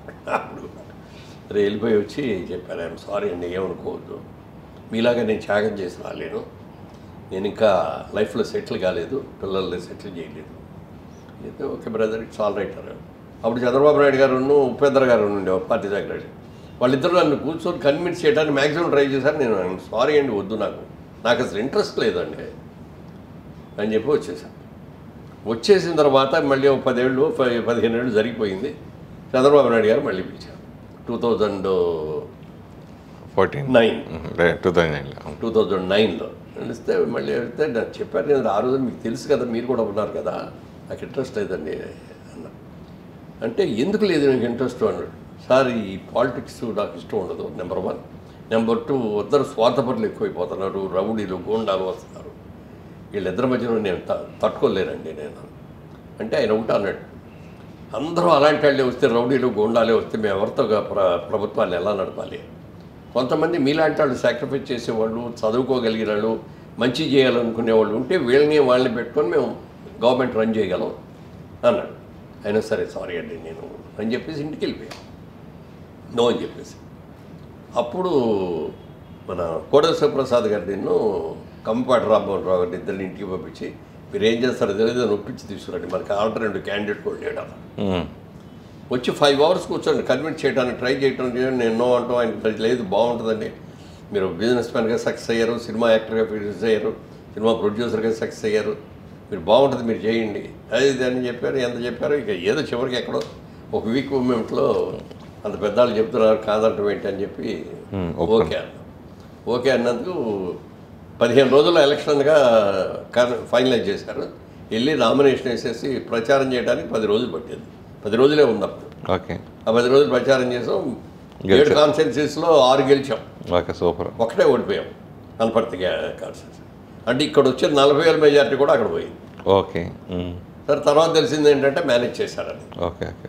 సరే ఇక అవన్నీ ఎలాంటి గుణపాఠం నేర్పింది రాజకీయాలు? కాబట్టి అప్పుడు ఒకటే అనుకున్నాను, జీవితంలో ఇంతవరకు ఎక్కడా ఫెయిల్ అవ్వలేదు మనం, ఇక్కడికి మనకి ఇష్టం లేకపోయినా వచ్చాం కాబట్టి ఇక్కడ కూడా మనం పోయిన చోట ఎత్తుక్కోవాలి అని చెప్పి అక్కడే ఉండి 5 ఏళ్ళు కూడా నేను గెలవకపోయినా 1700 ఓట్ల తేడాతో ఓడిపోయాను. Okay okay. MP. Okay. MP 1700 అంటే నామినల్. ఎందుకంటే 15 లక్షల ఉంటాయి ఓట్లు టోటల్గా. ఇక 5 సంవత్సరాలు బాగా కృషి చేశాను. నా సొంత డబ్బులతో ఖర్చు పెట్టి చేశాను అన్నీ కూడా. మెడికల్ క్యాంప్స్ పెట్టి, నా స్కూల్స్కి అప్గ్రేడ్ చేయటం కానీ ఏది చేశాను. Okay okay okay. నెక్స్ట్ ఎలక్షన్లో 2014 ఎన్నికల్లో అదే రాజమండ్రి కాన్స్టిట్యూన్సీ నుంచి 170,000 మెజార్టీతో గెలిచాను. హయ్యెస్ట్ అనమాట తెలుగుదేశం పార్టీలో ఎంపీ గారికి 170,000 మెజార్టీ నాదే హయ్యెస్ట్. ఫస్ట్ చేదనుభవం ఎదురైంది. ఇక అది చేసాం, 5 ఏళ్ళు కష్టపడ్డాం, కానీ నాకు అస్సలు సాటిస్ఫాక్షన్ లేదు అక్కడ కూడా. మనం ఎంత నీట్గా నిజాయితీ చేస్తాం మన గుర్తించేవాడు ఎవడు లేడు. ఒక ఎంపీగా చేయగలిగిన కూడా చాలా కొద్దివి తప్ప ఓహో అంటే మనం ఏం మార్చలేము. రేపు ఉన్నంతలో బాగా చేస్తాం, ఉన్నంతలో మంచి పనులు చేస్తాం, బాగానే ఉంది. ఇక తర్వాత 2019 ఎలక్షన్స్ అప్పుడు చంద్రబాబు నాయుడు గారి దగ్గరికి వెళ్ళాను. వెళ్తే ఇంత కూర్చొని నువ్వేంటి, నీ సీట్ నీదే కన్ఫర్మ్ అయిపోయింది, నువ్వు ప్రచారం చేసుకోవాలన్నాడు. సరే ఒకసారి మీతో మాట్లాడదామని వచ్చానండి. నాకు ఒక్క పావుగంట టైం ఇవ్వండి, ఎవరు ఉండకూడదు, మీరు నేనే మాట్లాడాలి. సరే ఆయన అందరిని పంపించాడు. నేను చెప్పాడు. నేను చెప్పంటే నాకు రాజకీయాలు వద్దండి, ఆ రోజున మీరందరూ బలవంతం చేసిన దాని మీద కాదనలేక వచ్చాను నేను. ఎంత నిజాయితీగా చేస్తే గుర్తింపు లేదండి, థ్యాంక్లెస్ జాబ్ లాగా నేను ఫీల్ అవుతున్నాను. దీని మూలంగా నా ట్రస్ట్ సఫర్ అయింది, నా ఫ్యామిలీ లైఫ్ సెటిల్ అయ్యింది, డిస్టర్బ్ అయ్యింది. అందుకని వద్దని చెప్పడం కోసం వచ్చాను. అదే వద్దంటే ఎట్లా అది ఇది అంటారు. లేదండి అన్న మొత్తం కన్విన్స్ అయ్యాడు. వచ్చేసిన తర్వాత మిగిలిన చూశాడు, బయట ఎవరెవరు చూశాడు, ఎవరు సూటబుల్ దొరకలే. మళ్ళీ ఫోన్ చేసి ఒకసారి అర్జెంట్గా రాను వెళ్తే మీ కోడల్ని క్యాండిడేట్గా పెట్టు అన్నాడు. ఏమన్నా నేను ఒకటి చేస్తే ఒకటి, ఆవిడ చేస్తే ఒకటి వద్దండి, మాకు పడవండి, చెబితే అసలు విన్న కదా ఆయన ఏమైనా సరే చేయాలని చేసాం, చేసాం, ప్రచారం చేసాం, ఆ వేవులో కొట్టుకుపోయింది. అదే అంటే ఎందుకు వెళ్ళానని అనిపించింది సార్ మీకు మామూలుగా? నాక డెఫినెట్గా ఇప్పుడు నా ట్రస్ట్కి నేను దాదాపుగా 1000 మందిని చదివించాను ట్రస్ట్లో. ఇంజనీరింగ్ కానీ, మెడిసిన్ కానీ అన్నీ హై ఎడ్యుకేషన్. ఒకసారి ఓకే నేను ఫైనలైజ్ చేసే వాళ్ళని మనం అడాప్ట్ చేసుకుంటే వాళ్ళ కోర్స్ అయ్యే వరకు college fees, hostel fees, books everything మనమే ఇచ్చాం. దానికి బోర్డు అంత సాటిస్ఫాక్షన్. ఇదిగో ఒక మంచి విద్యార్థిని, వాడికి రూపాయలు లేని ఒక పేదవాడిని మనం అడాప్ట్ చేసుకొని చేసాం, వాడు డాక్టర్ అయ్యాడు, వాడు ఇంజనీర్ అయ్యాడు అని చెప్పి ఉండే సాటిస్ఫాక్షన్, అద్భుతమైన సాటిస్ఫాక్షన్, అది మిస్ అయిపోయాను. ఈ పాలిటిక్స్లో గొడవలో పడిపోయి ఏమో నెగ్లెక్ట్ చేయటం, డబ్బులంతా తీసుకెళ్ళాము అక్కడ ఇది చేయటం మూలంగా సఫర్ అయ్యాను. అందుకని దాన్ని రివైవ్ చేసుకోవాలి. అక్కడ ఇంత హ్యాపీగా ఉండే బిజినెస్ని మనం ట్రస్టులు కానీ, బిజినెస్లు కానీ, సినిమాలు కానీ అన్నిటికీ దూరం అయిపోయాయి కదా. అందుకని కాదనుకొని మానేసి ఓ చిన్న స్థాయి నుంచి ఎదిరిన వాళ్ళు మనకింత చేసిన వాళ్ళకి మనం ఏదైనా చేయాలనే ఉద్దేశంతో చాలామంది చాలా రకాలుగా చేశారు. అట్లా మీరు కూడా పొలిటికల్గా ఎన్నో సేవలు చేశారు, ఎంతమంది హెల్ప్ చేశారు. ఇప్పుడు మీరు చెప్తున్న ట్రస్ట్ స్టార్ట్ చేసి చాలామంది చదువులు అది విద్యాదాన్ని చాలా గొప్పది, చాలా అద్భుతంగా చేశారు. అయితే సినిమా ఇండస్ట్రీ పరంగా మీ 1000 కోట్లు 1,00,000 కోట్లు సంపాదించిన మురళీమోహన్ ఇండస్ట్రీకి ఏం చేశాడు అంటే ఏం చెప్తారండి? మీరు చెప్పిన దాంట్లోనే చాలా తేడా ఉంది. 1000 కోట్లు 1,00,000 కోట్లు నేను చేయలేదు. ఏంటంటే పబ్లిసిటీ, సినిమా వాళ్ళు ఏం చేసినా భూతత్వంలో కనపడుతుంది. తర్వాత చాలా ఇన్నేళ్ళు, ఇప్పుడు 30 ఏళ్ళు అయింది స్టార్ట్ చేసి. ఈ 30 ఏళ్ళు నేను చేసిన ప్రాజెక్టులు చాలా మినిమం ప్రాజెక్ట్స్ నేను చేసింది. చూసి వాళ్ళకి ఎబ్బో మాదాపురం అంత మురళీమోహన్ అంటారు. మా దగ్గర అప్పుడు అంత అమౌంట్స్ లేవు. అప్పులు తెచ్చి, ఫైనాన్స్ తెచ్చి, లేకపోతే బ్యాంక్ లోన్లు తీసుకొని వ్యాపారం చేసేవాళ్ళం. అది అయిపోగానే సేల్ చేసేయటం, అందరూ ఇదిగో ఇది మిగిలిందంటాం, ఈ డబ్బులు తీసుకోవడం, మళ్ళీ ఇంకో ప్రాజెక్ట్. అంటే మురళీమోహన్కి 1000 కోట్లు ఆస్తున్నది నిజం కాదా? లేదు, అంత లేదు. వేలల్లో అసలు లేదు. ఓకే ఓకే కొద్దిగా 100లో ఓకే అంతే. కొద్దిగా 100లో ఉన్నా మరి వాళ్ళ ఒక కంపెనీ 3 కంపెనీలు అయినాయి కదా. మూడు పట్టదారులు అయ్యాయి కదా. అప్పుడు ఒకటి, బాబు ఒకటి, నేను ఒకటి. అవును. మళ్ళీ ఇప్పుడు ఆడపిల్లలు వచ్చారు. అవును. అంటే ఫ్యామిలీ, మీరు ఇన్ని 3 రంగాల్లో అత్యున్నత స్థాయి ఎదిగిన మీకు ఫ్యామిలీ సపోర్ట్ ఏ విధంగా ఉండేది సార్? బిగినింగ్ కానీ ఇప్పుడు కానీ ఏ విధంగా ఉంది? అదే నేను ఇండస్ట్రీకి లేట్గా రావటం మూలంగా కానీ, లేకపోతే పెద్దవాళ్ళు నేను చేసినప్పుడు బాగా పైకి రావాలి, కష్టపడి చేయాలి అప్పుడు చేసినప్పుడు కానీ రోజు 18 గంటల పని చేసేవాడు. సినిమాల్లోకి వచ్చాక కూడా రోజు 2 షిఫ్ట్లు 3 షిఫ్ట్లు చేసిన రోజులు కూడా ఉన్నాయి. దాని మూలంగా ఇంట్లో ఎక్కువ ఉండేవాడిని కాదు. పైగా ఆ రోజుల్లో మా సినిమాలన్నీ ఎట్లా ఉండేయంటే చిన్న బడ్జెట్ సినిమాలు కదా, ఏదో ఒకరు వెళ్ళిపోయి అక్కడ ఊళ్ళో విలేజ్లో 30 రోజులు ఉండి సినిమా షూటింగ్ చేసుకుని వచ్చేవాడు. ఈ 30 రోజులు ఇంట్లో భార్య పిల్లల్ని అందరికీ దూరంగా ఉండేవాడు. లక్కీగా ఏంటంటే మా బ్రదర్ అప్పుడు తను CA చేస్తూ ఉండేవాడు, తను చూసుకునేవాడు ఇంట్లో. ప్రొడక్షన్ పెట్టిన తర్వాత ప్రొడక్షన్ అంతా అతని షట్కిషోర్. ఇంట్లో ఏం కావాలన్నా పిల్లల చదువుల గురించి కానీ, పిల్లల జాగ్రత్తలు కానీ మొత్తం అతనే చూసేవాడు. నేను మిస్ అయిపోయాను అవన్నీ. అందుకని ఇప్పుడు అవన్నీ మిస్ అవ్వకూడదు. మనవాళ్ళతో మనవరాలతో చక్కగా ఎంజాయ్ చేస్తూ ఫ్యామిలీ లైఫ్ ఫ్యామిలీగా కామ్గా క్వైట్గా ఉండాలి. ఓకే. మనం చనిపోతూ కూడా ఏం పట్టుకెళ్ళాం, ఆ దృష్టిలో పెట్టి ఫ్యామిలీని మీరు కన్విన్స్ చేస్తూ మీరు ఏదన్నా ఫర్దర్ ఫ్యూచర్గా ఏదైనా సేవ చేయాలని అట్లా ఆలోచన ఏదన్నా వస్తే ఉంటే. ఇప్పుడు మా ఊర్లో ఇల్లు చాలా పురాతన ఇల్లు, మా తాతగారు కట్టారు. ఆ ఇల్లు 98 years అయింది ఆ ఇల్లు కట్టి. అది శిథిలావస్థకు వచ్చింది. సరే అందరూ ఊళ్ళో అందరూ అడుగుతారు, ఏంటయ్యా ఇల్లు అట్టగా వదిలేస్తే వద్దండి, ఏదైనా బాగు చేయించవచ్చు కదా, అందరితో చెప్పించుకోవాల్సి వస్తుందని వెళ్ళి ఇక్కడి నుంచి ఆర్కిటెక్ట్ అందరూ తీసుకెళ్తే ఒక బిల్డింగ్ స్ట్రాంగ్గా ఉందండి. ఆ రోజుల్లో 18 అంగుళాల గోడలు, పెద్ద కూడా చాలా స్ట్రాంగ్గా ఉంది, బాగుంది, అసలు మంచి మోడల్ కూడా బాగుంది మేడ, దీన్నే మనం రివైవ్ చేద్దామండి అని చెప్పి అన్నారు. ఆ రోజుల్లో సున్నంతో కట్టిన ఇల్లు అయింది. అప్పుడు సిమెంట్ లేదు, సున్నంతో కట్టి. అందుకని మొత్తం అంతా కూడా బిల్డింగ్ని ఏం షేప్ వాడకుండా షేప్ లాగానే వచ్చి మళ్ళీ అన్నీ కొత్తగా సిమెంట్ చేయించేసి ఫ్లోరింగ్లు మార్చి అటాచ్డ్ బాత్రూమ్లు కట్టి ఏమేం కావాలో అన్నీ చేయించాం. ఇంకొక 2 రోజుల్లోనో 2 నెలల్లోనో కంప్లీట్గా అయిపోతుంది. కానీ మేము ఎవరో ఉన్నాం అక్కడ, దాని ఎవరి కోసం అండి? అందుకని ఎందుకు ముందు అసలు తాతగారు కట్టిన బిల్డింగ్ని కంటిన్యూ అవ్వాలి తప్ప శిథిలం అయిపోకూడదు అనేది ఒకటి. ఓకే.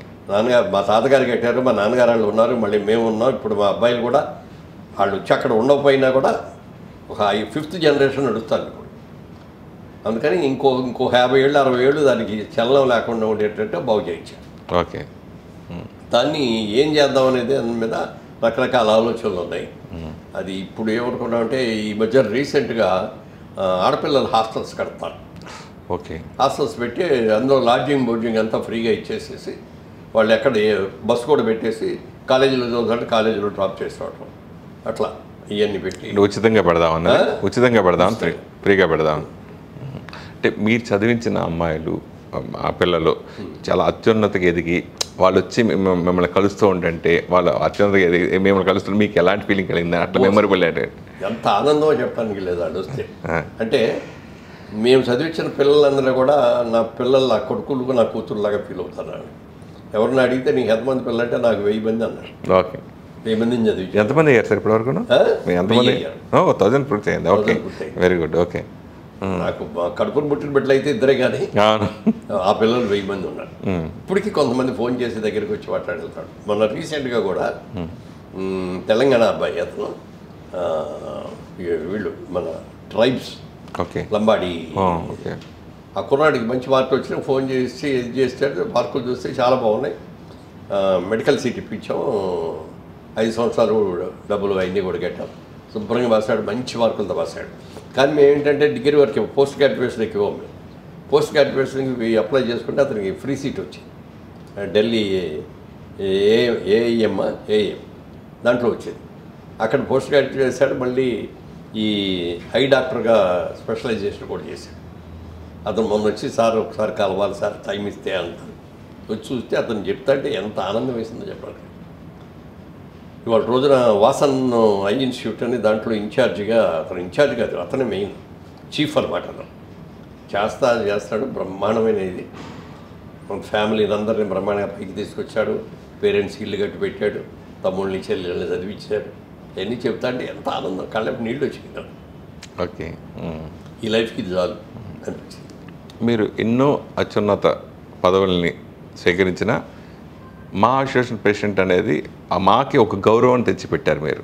ఆ బాధ్యత అప్పుడు ఉన్న డిగ్రీ, నేను జర్నలిస్ట్గా వచ్చిన కెరియర్లో కొత్తలో కూడా ఒక హుందాతనం ఉండేది. అది మీరు మా అసోసియేషన్ మూవీ ఆర్టిస్ట్ సైట్ కావాలంటూ మీరు వైఎస్ రాజశేఖర్ గారికి వెళ్తాం, ఎందుకు మొదలమని బోర్డు ఉన్నాయి కదా, నీ సైట్ అయిపోవచ్చు కదని చెప్పి ఆయన ఆ రోజు అలా చెప్పింది. ఈ రోజు వరకు మా బిల్డింగ్ లేకుండా పోయింది. దాని గురించి మీరు అడిగితే అది యాక్చువల్గా మా అసోసియేషన్ స్టార్ట్ చేసినప్పుడు 0 బడ్జెట్తో చేసాం.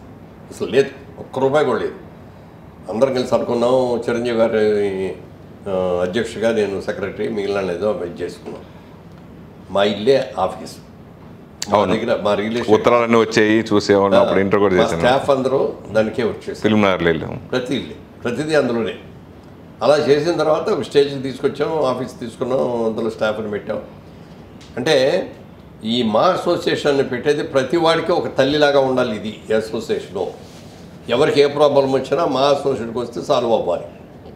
నిర్మాతకి, ఆర్టిస్ట్కి రావచ్చు, టెక్నీషియన్కి రావచ్చు, లేకపోతే బయట షూటింగ్ చేస్తాడంటే బయట వాళ్ళతో రావచ్చు. ఏ గొడవ వచ్చినా కూడా మేము సాల్వ్ చేసేవాళ్ళం. అలా తర్వాత ఫ్రీ ఇన్సూరెన్స్, హెల్త్ ఇన్సూరెన్స్ చేయించేసి అందరికీ కూడా హాస్పిటల్స్లో ఏ ప్రాబ్లం వచ్చినా కూడా నేను చేయించడం ఇవన్నీ చేసాం. దాని మూలంగా ఏంటంటే ఎక్కువ పోగు చేయలేకపోయాం. కానీ అప్పుడు కూడా 3 కోట్లు చేసాం. ఆ రోజుల్లో 3 కోట్లు క్రికెట్ మ్యాచ్లు అవి పెట్టి చేసాం. స్థలం కొనాలంటే అప్పటికే రేట్లు పెరిగిపోయినాయి. మన దగ్గర ఉన్న డబ్బులు స్థలం కొనేస్తే మళ్ళీ దేంతో కడతాం. అందుకని గవర్నమెంట్ని వెళ్ళి అప్రూవ్ చేయాలన్నమాట. మాకు ఎక్కడన్నా 1 ఎకరం కానీ 1500 గజాలు మాకు ఇవ్వండి మా అసోసియేషన్కి, అక్కడ అసోసియేషన్కి ఎదురు. అప్పుడు ఏంటంటే రామానాయుడు గారి స్టూడియోకి, పద్మాలయ్యకి పక్కన ఫ్యూచర్ అవసరాల కోసం 25 ఎకరాలు అక్కడ పెట్టించారు. సినిమా వాళ్ళ కోసం. అందులో ఉన్నాం. 1 ఎకరం ఉండే అని అడిగాం. రామారావు గారు ఆయన్ని అడిగాం. ఆయన చూద్దాం బ్రదర్ ఇద్దామన్నారు, కానీ ఆయన ఇవ్వలేదు. చంద్రబాబు నాయుడు గారు ఇస్తానన్నారు, ఆయన ఇవ్వలేదు. రాజశేఖర రెడ్డి గారు, మీరు ఇందాక అన్నట్టుగా రాజశేఖర రెడ్డి గారు ముఖ్యమంత్రిగా ఉన్నప్పుడు అక్కడికి వెళ్దామంటే నేను చెప్పాను, బాబు ఆయన నన్ను చూస్తే ఆయనకి మరి ఏదో తెలుగుదేశం వాడన్న ఫీలింగ్ ఉంటుంది, నేను రాలే, మీరు వెళ్ళండి అంటే, అదే ప్రెసిడెంట్ నువ్వు రాకుండా ఏంటి అంటే, ఓ పని చేస్తానైతే ఒక కండిషను, మీరందరూ ముందు బెంచీలో కూర్చోండి, నేను వెనక బెంచీలో ఉంటాను, నేను కూర్చుంటా, మీరు మాట్లాడండి అన్న. చిరంజీవి గారు, నాగార్జున గారు అందరూ వచ్చాం, అందరం వెళ్ళాం, మాట్లాడేసాం. అయిపోయింది, అంతా అయిపోయిన తర్వాత ఇది మా అసోసియేషన్కి ఒక ఎకరం మాకు ఇస్తే బాగుంటుందండి, దాన్ని అడగడానికి వచ్చాము.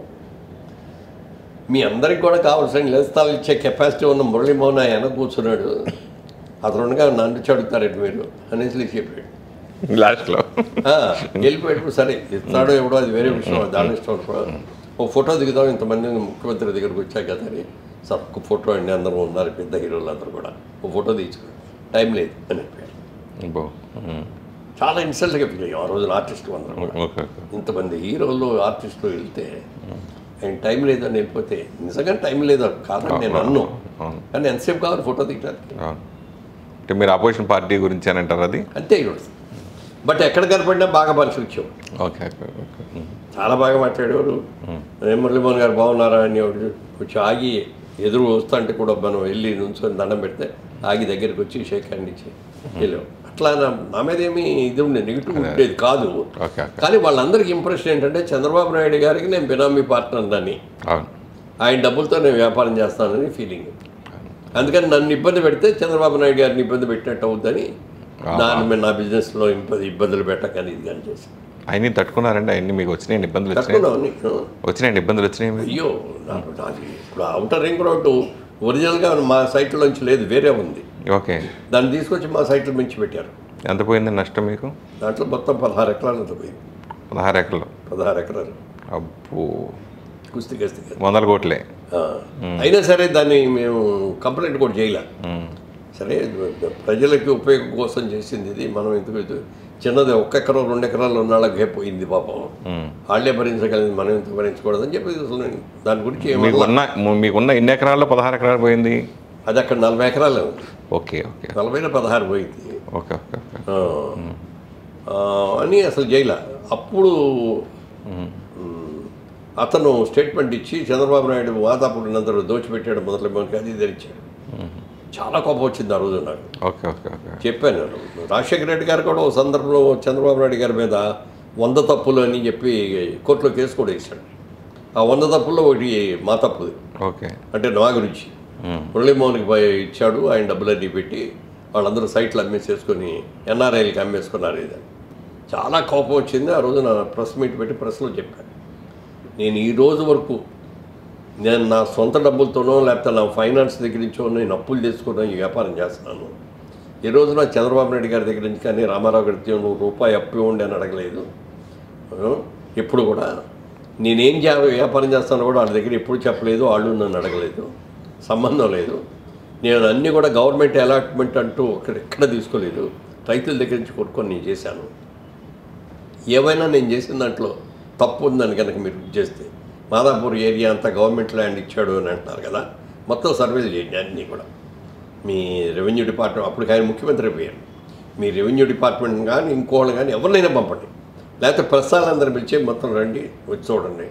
ఎక్కడైనా ల్యాండ్లో గవర్నమెంట్ ల్యాండ్ ఉంది అని కనుక మీరు ప్రూవ్ చేస్తే మీరెవ్వరూ నాకు ఏ శిక్ష వేయక్కర్లేదు, అసెంబ్లీ ఎదురుగుండా ఉన్నటువంటి చెట్టుకు నాకు నేనే హ్యాంగ్ చేసుకుంటాను. ఇదే చెప్పాను. ఒకవేళ అలా ప్రూవ్ చేయలేకపోతే ఏ అసెంబ్లీలో మాట్లాడారు, ఓ మినిస్టర్ మాట్లాడారు, ఈయన కూడా మాట్లాడారు, ఏ అసెంబ్లీలో దీని గురించి మాట్లాడారో వాళ్ళు పబ్లిక్గా క్షమాపణ చెప్పాలి. ఓకే, ఇప్పుడు ఏపీ రాజకీయాల పరిస్థితి గురించి ప్రస్తావిస్తే కనుక నో కామెంట్స్. రాజకీయాలు వద్దు అనుకుంటారు మన రాజకీయాల గురించి. అంటే ఒక తెలుగుదేశం పార్టీలో పదవులు ఏ పదవులు లేకపోయినా కానీ ఆ పార్టీ నుంచి మీరు వచ్చారు, ఆ పార్టీకి బోల్డ్ సేవ చేశారు, ఆ పార్టీ నుంచి ప్రజలకు బోల్డ్ మంది సేవ చేశారు కాబట్టి అందుకడుతున్నాను. ఇప్పుడు టీడీపీ జనసేన కలిస్తే విన్ అవుతుంది అనుకుంటున్నారా? డెఫినెట్గా. అంటే ప్రజల్లో కూడా మార్పు వచ్చిందండి. ఎందుకంటే ఏ ప్రభుత్వమైనా ఎవరైనా సరే సంక్షేమం అభివృద్ధి అనేది రెండు కూడా ఈక్వల్గా నడిపించాలి. ఓ బండికి 2 ఎడ్లు ఉంటే 2 ఎడ్లు కూడా సమానంగా నడిస్తే బండి ముందుకెళ్తుంది, కానీ ఒకటి వెనక్కి ఒకటి ముందుకు లాగితే అవ్వదు కదా. అలాగే సంక్షేమం ఎక్కువ చేసేస్తే అభివృద్ధి అసలు కుంటు పడిపోద్ది. అభివృద్ధి మీదే దృష్టిలో పెడితే సంక్షేమం లేక 3 మంది ఆకలి దప్పులతో చచ్చిపోయే ప్రమాదాలు ఉంటాయి. అందుకని వెనకబడ్డ వాళ్ళని ఆదుకోవాలి, వాళ్ళకి కావాల్సిన సహాయాలు సహకారాలు చేయాలి, చేస్తూ అభివృద్ధి చేయాలి. ఇప్పుడు అదంతా కూడా 1 వే ట్రాఫిక్ లాగా అయిపోయింది ఇప్పుడు ఆంధ్రప్రదేశ్. ఇప్పుడు వీళ్ళిద్దరు కలిసి చేస్తే డెఫినెట్గా బాగుంటుంది. బాగుంది. డెఫినెట్గా బాగుంది. ఇప్పుడు ఒకళ్ళొకళ్ళు చెప్పులు చూపించుకోవడంలో ఈ ఇప్పుడు జరుగుతున్న సిచ్యువేషన్ గురించి మీరు ఏం చెప్తారు?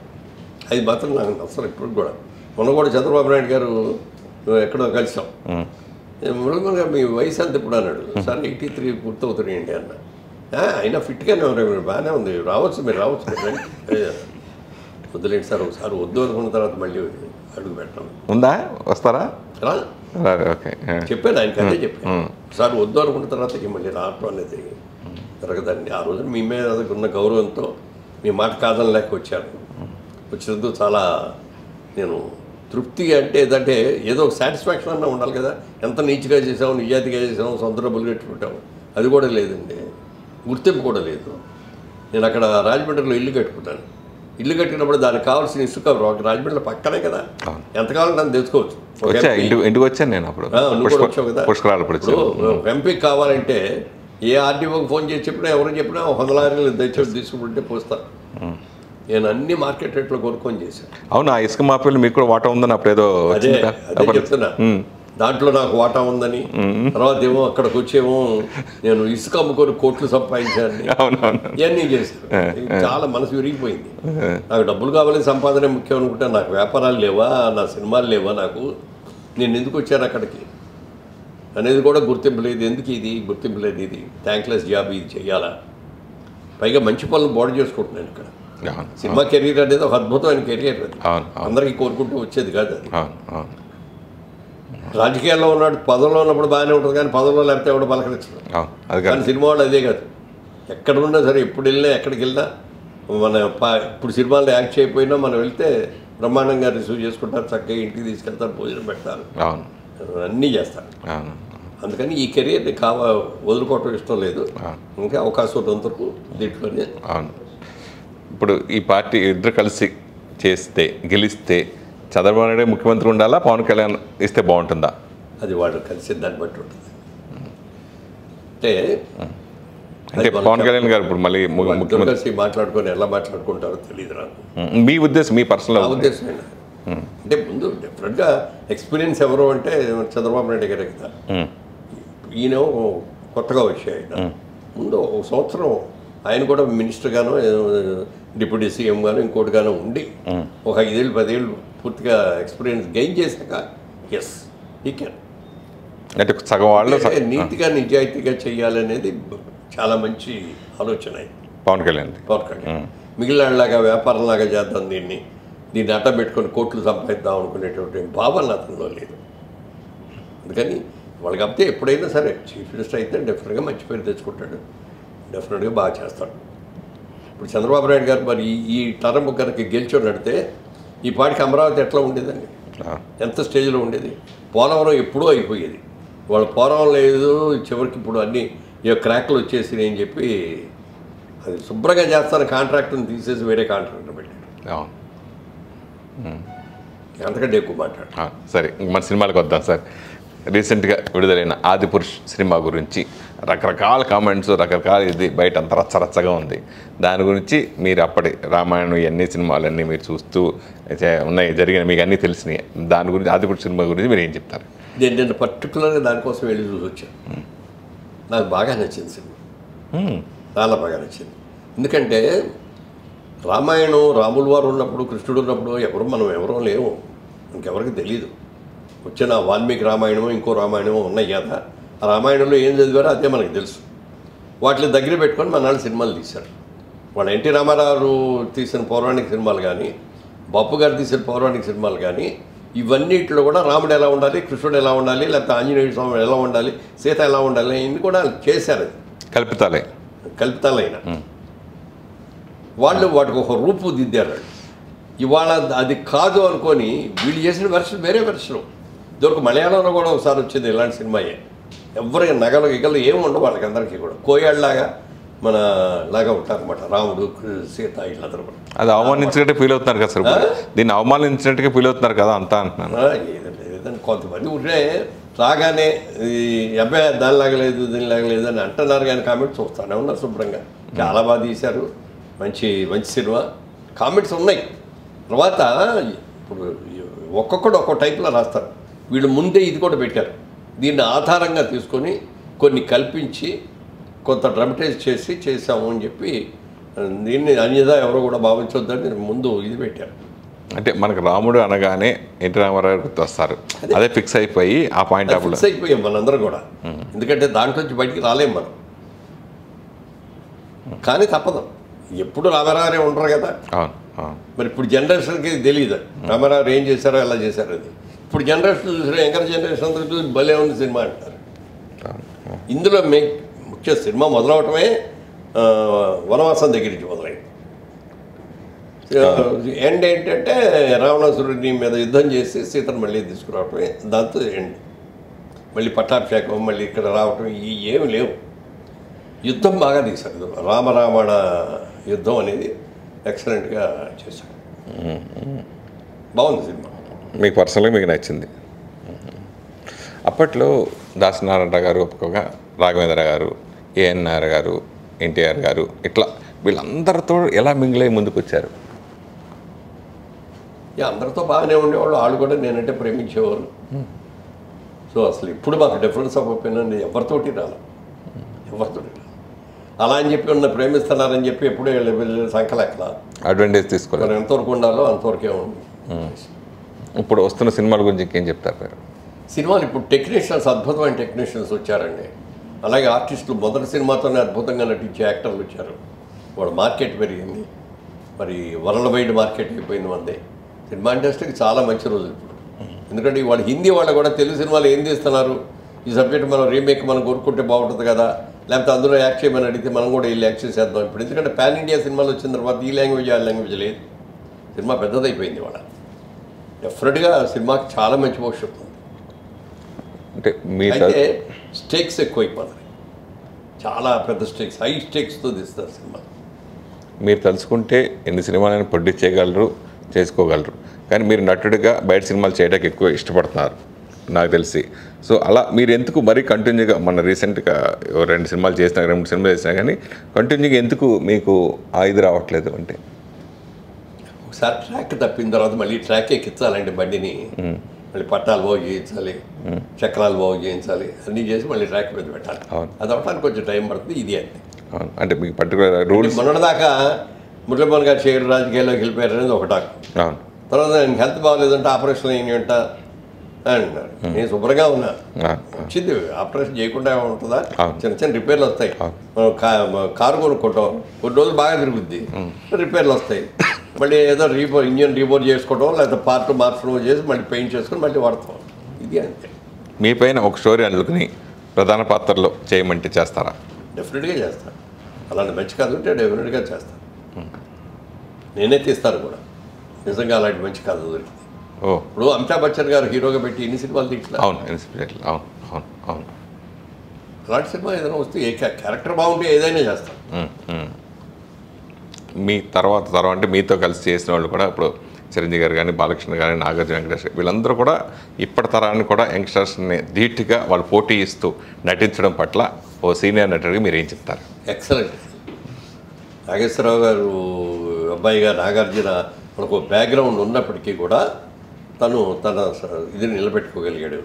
అలాగే ఏ బ్యాక్గ్రౌండ్ లేకుండా ఒంటరిగా వచ్చి స్వయంకృషితో పైకి వచ్చిన వ్యక్తి చిరంజీవి గారు. ఇవాళ కూడా యంగ్స్టర్స్తో పోటీపడి డాన్సుల్లో కానీ, ఫైట్లో కానీ, చేయటంలో కానీ అద్భుతంగా చేస్తున్నాడు ఆయన. ఇంకో 10 ఏళ్ళు ఈజీగా ఉంటాడు ఆయన హీరో కానీ.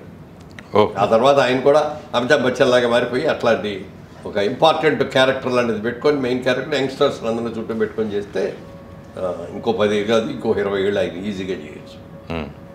అలాగే బాలయ్య బాబు ఒక విధంగా చెప్పాలంటే ఆయన హీరోగా చేసినప్పుడు ఆ రోజుల్లో కంటే కూడా ఇవాళ చేస్తున్న క్యారెక్టర్ అద్భుతమైన క్యారెక్టర్లు బట్టి చాలా బాగా చేస్తున్నాడు.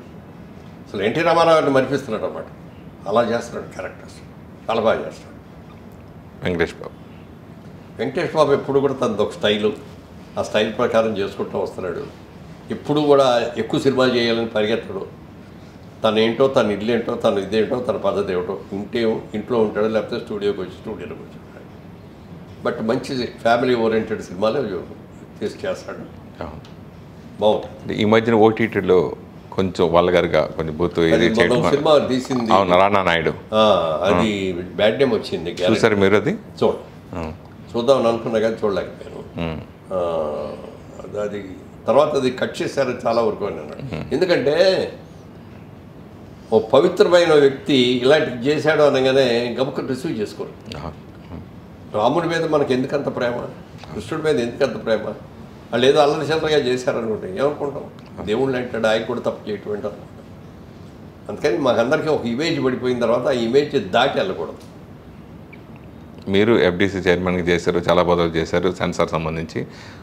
ఓటీటీ సెన్సార్ అవసరమా? ఒకవేళ ఓటీటీకి సెన్సార్ వస్తే ఎలాంటి ఇబ్బందులు జరుగుతాయి అంటే దాని గురించి? సెన్సార్ అనేది కంపల్సరిగా కావాలి సార్, ఓటీటీ కూడా దేనికైనా సరే. సెన్సార్ లేకపోతే బిచ్చలపిడితనం ఎక్కువైపోతుంది. ఇవాళ రోజు మన పిల్లలకి ఏం చెప్తున్నాం మన భవిష్యత్తు? సినిమాలు చూసి ఇప్పుడు సినిమాలను ఆరాధ్యదేయంగా మార్గదర్శకులుగా అనుకుంటాం కదా మనం ఇన్నాళ్ళు. మరి అరచేత యూట్యూబ్లోనే రకరకాల బోర్డులు వస్తున్నాయి కదా సార్. వస్తున్నాయి, అవి చూసి చెడిపోతున్నారు. ఇప్పుడు ఈ సినిమాల్లో వస్తాయంటే మన సినిమాల్లో సిగరెట్ తాగుతా మధ్యలో మందు గ్లాసు ఆడాళ్ళు మగాళ్ళు కూర్చొని చేయటం ఇవన్నీ చేస్తారు. ఒక సినిమా దీంట్లో సావిత్రి గారు తాకటం చూపిస్తారు. అది పెద్ద సంచలనం అయింది ఆ రోజుల్లో. ఓకే. ఎందుకంటే ఇప్పుడే అది తప్పు కాదు, అది కామన్ అనే లెవెల్గా చూపించేస్తున్నారు. అవును. ఏమైపోయారు ఇప్పుడు?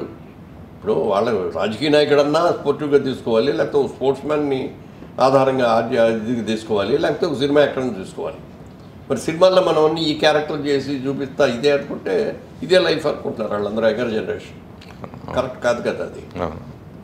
ఓటీటీ అనేది ఓటీటీ కూడా సెన్సార్ అనేది ఎవరికైనా ఉండాలి, అయితే లిబరల్గా ఉండాలి. ఇప్పుడు ఇవాళ రోజున ఒక ఇంటర్నేషనల్ సినిమాల్లోకి వెళ్ళిపోయిన తర్వాత ఆ సినిమాలో ఏం చూపిస్తామో మనం చూపించాలి, లేకపోతే మన సినిమా నిలబడదు. అందుకని రిస్ట్రిక్టెడ్గా కాకుండా కొన్ని పరిమితులకు లోబడి సెన్సార్. ఈ బర్త్డే 50వ పుట్టినరోజు ఇండస్ట్రీకి వచ్చిన తర్వాత ఈ బర్త్డే సందర్భంగా మీరు తీసుకునే కొత్త నిర్ణయాల గురించి ఏదైనా చెప్తారా? 50th అనేది స్పెషల్, అది ఆ అదృష్టం వెరీ రేరు, చాలా రేరుగా వస్తుంటుంది. సో దాని గురించి అదే నేను ఇండస్ట్రీకి వచ్చినప్పుడు నేను 15 ఏళ్ల కంటే ఎక్కువ ఉండలేను అని అనుకున్నా. ఇంకో 35 డబుల్ అయింది, 35 50. నిజంగా ఇంతకాలం నేను సినిమా ఇండస్ట్రీలో ఉంటాను నేను ఊహించలా, అది వచ్చింది. మరి వాళ్ళ రోజున ఈ స్టేజ్కి రావాలంటే ఎంతోమంది దర్శకులు, ఎంతోమంది నిర్మాతలు, అందరికీ మించి ప్రేక్షకులు మన అభిమానించబట్టి ఇన్నాళ్ళు ఉండగలిగాం. అందుకని ఈ అభిమానం ఎప్పుడూ ఉండాలని మనస్ఫూర్తిగా కోరుకుంటూ, ఈ మిగిలిందంతా కూడా నేను బిజినెస్ గురించి చూడలేదు, రాజకీయాలు అస్సలు లేదు, పూర్తిగా నా ట్రస్టు లేకపోతే సినిమాలు, అంతవరకే పరిమితం. ఈ బర్త్డే స్పెషల్ ఏంటి? ఈ బర్త్డే స్పెషల్ కూడా అదే. ఫైనల్గా ఆడియన్స్కి ఏం చెప్తారు? ఆడియన్స్కి చాలా థ్యాంక్స్ అండి. మీరు ఎప్పుడు కూడా నన్ను ఇంతకాలం భరిస్తారని నేను అనుకోలేదు. నేనేం పెద్ద పెద్ద టాలెంట్ ఉన్న ఆర్టిస్ట్నో లేకపోతే అద్భుతమైన పర్సనాలిటీ ఉన్నవాడిన కాకపోయినా ఒక యావరేజ్ పర్సన్గా, ఒక కష్టపడి చేసిన వ్యక్తిగా నన్ను అభిమానించారు. మీ అభిమానాన్ని నేను తీర్చుకోలేను. ఇంకా రాబోయే రోజుల్లో కూడా మీ అభిమానం ఇలాగే ఉంటే ఇంకా మంచి మంచి క్యారెక్టర్లు చేయాలనే ఆలోచన ఉంది. అందుకని మీ ఆశీస్సులు నాకు ఎప్పుడూ ఉండాలని మనస్ఫూర్తిగా కోరుకుంటున్నాను. Thank you. Thank you sir, thank you so much అండి, థ్యాంక్ యూ.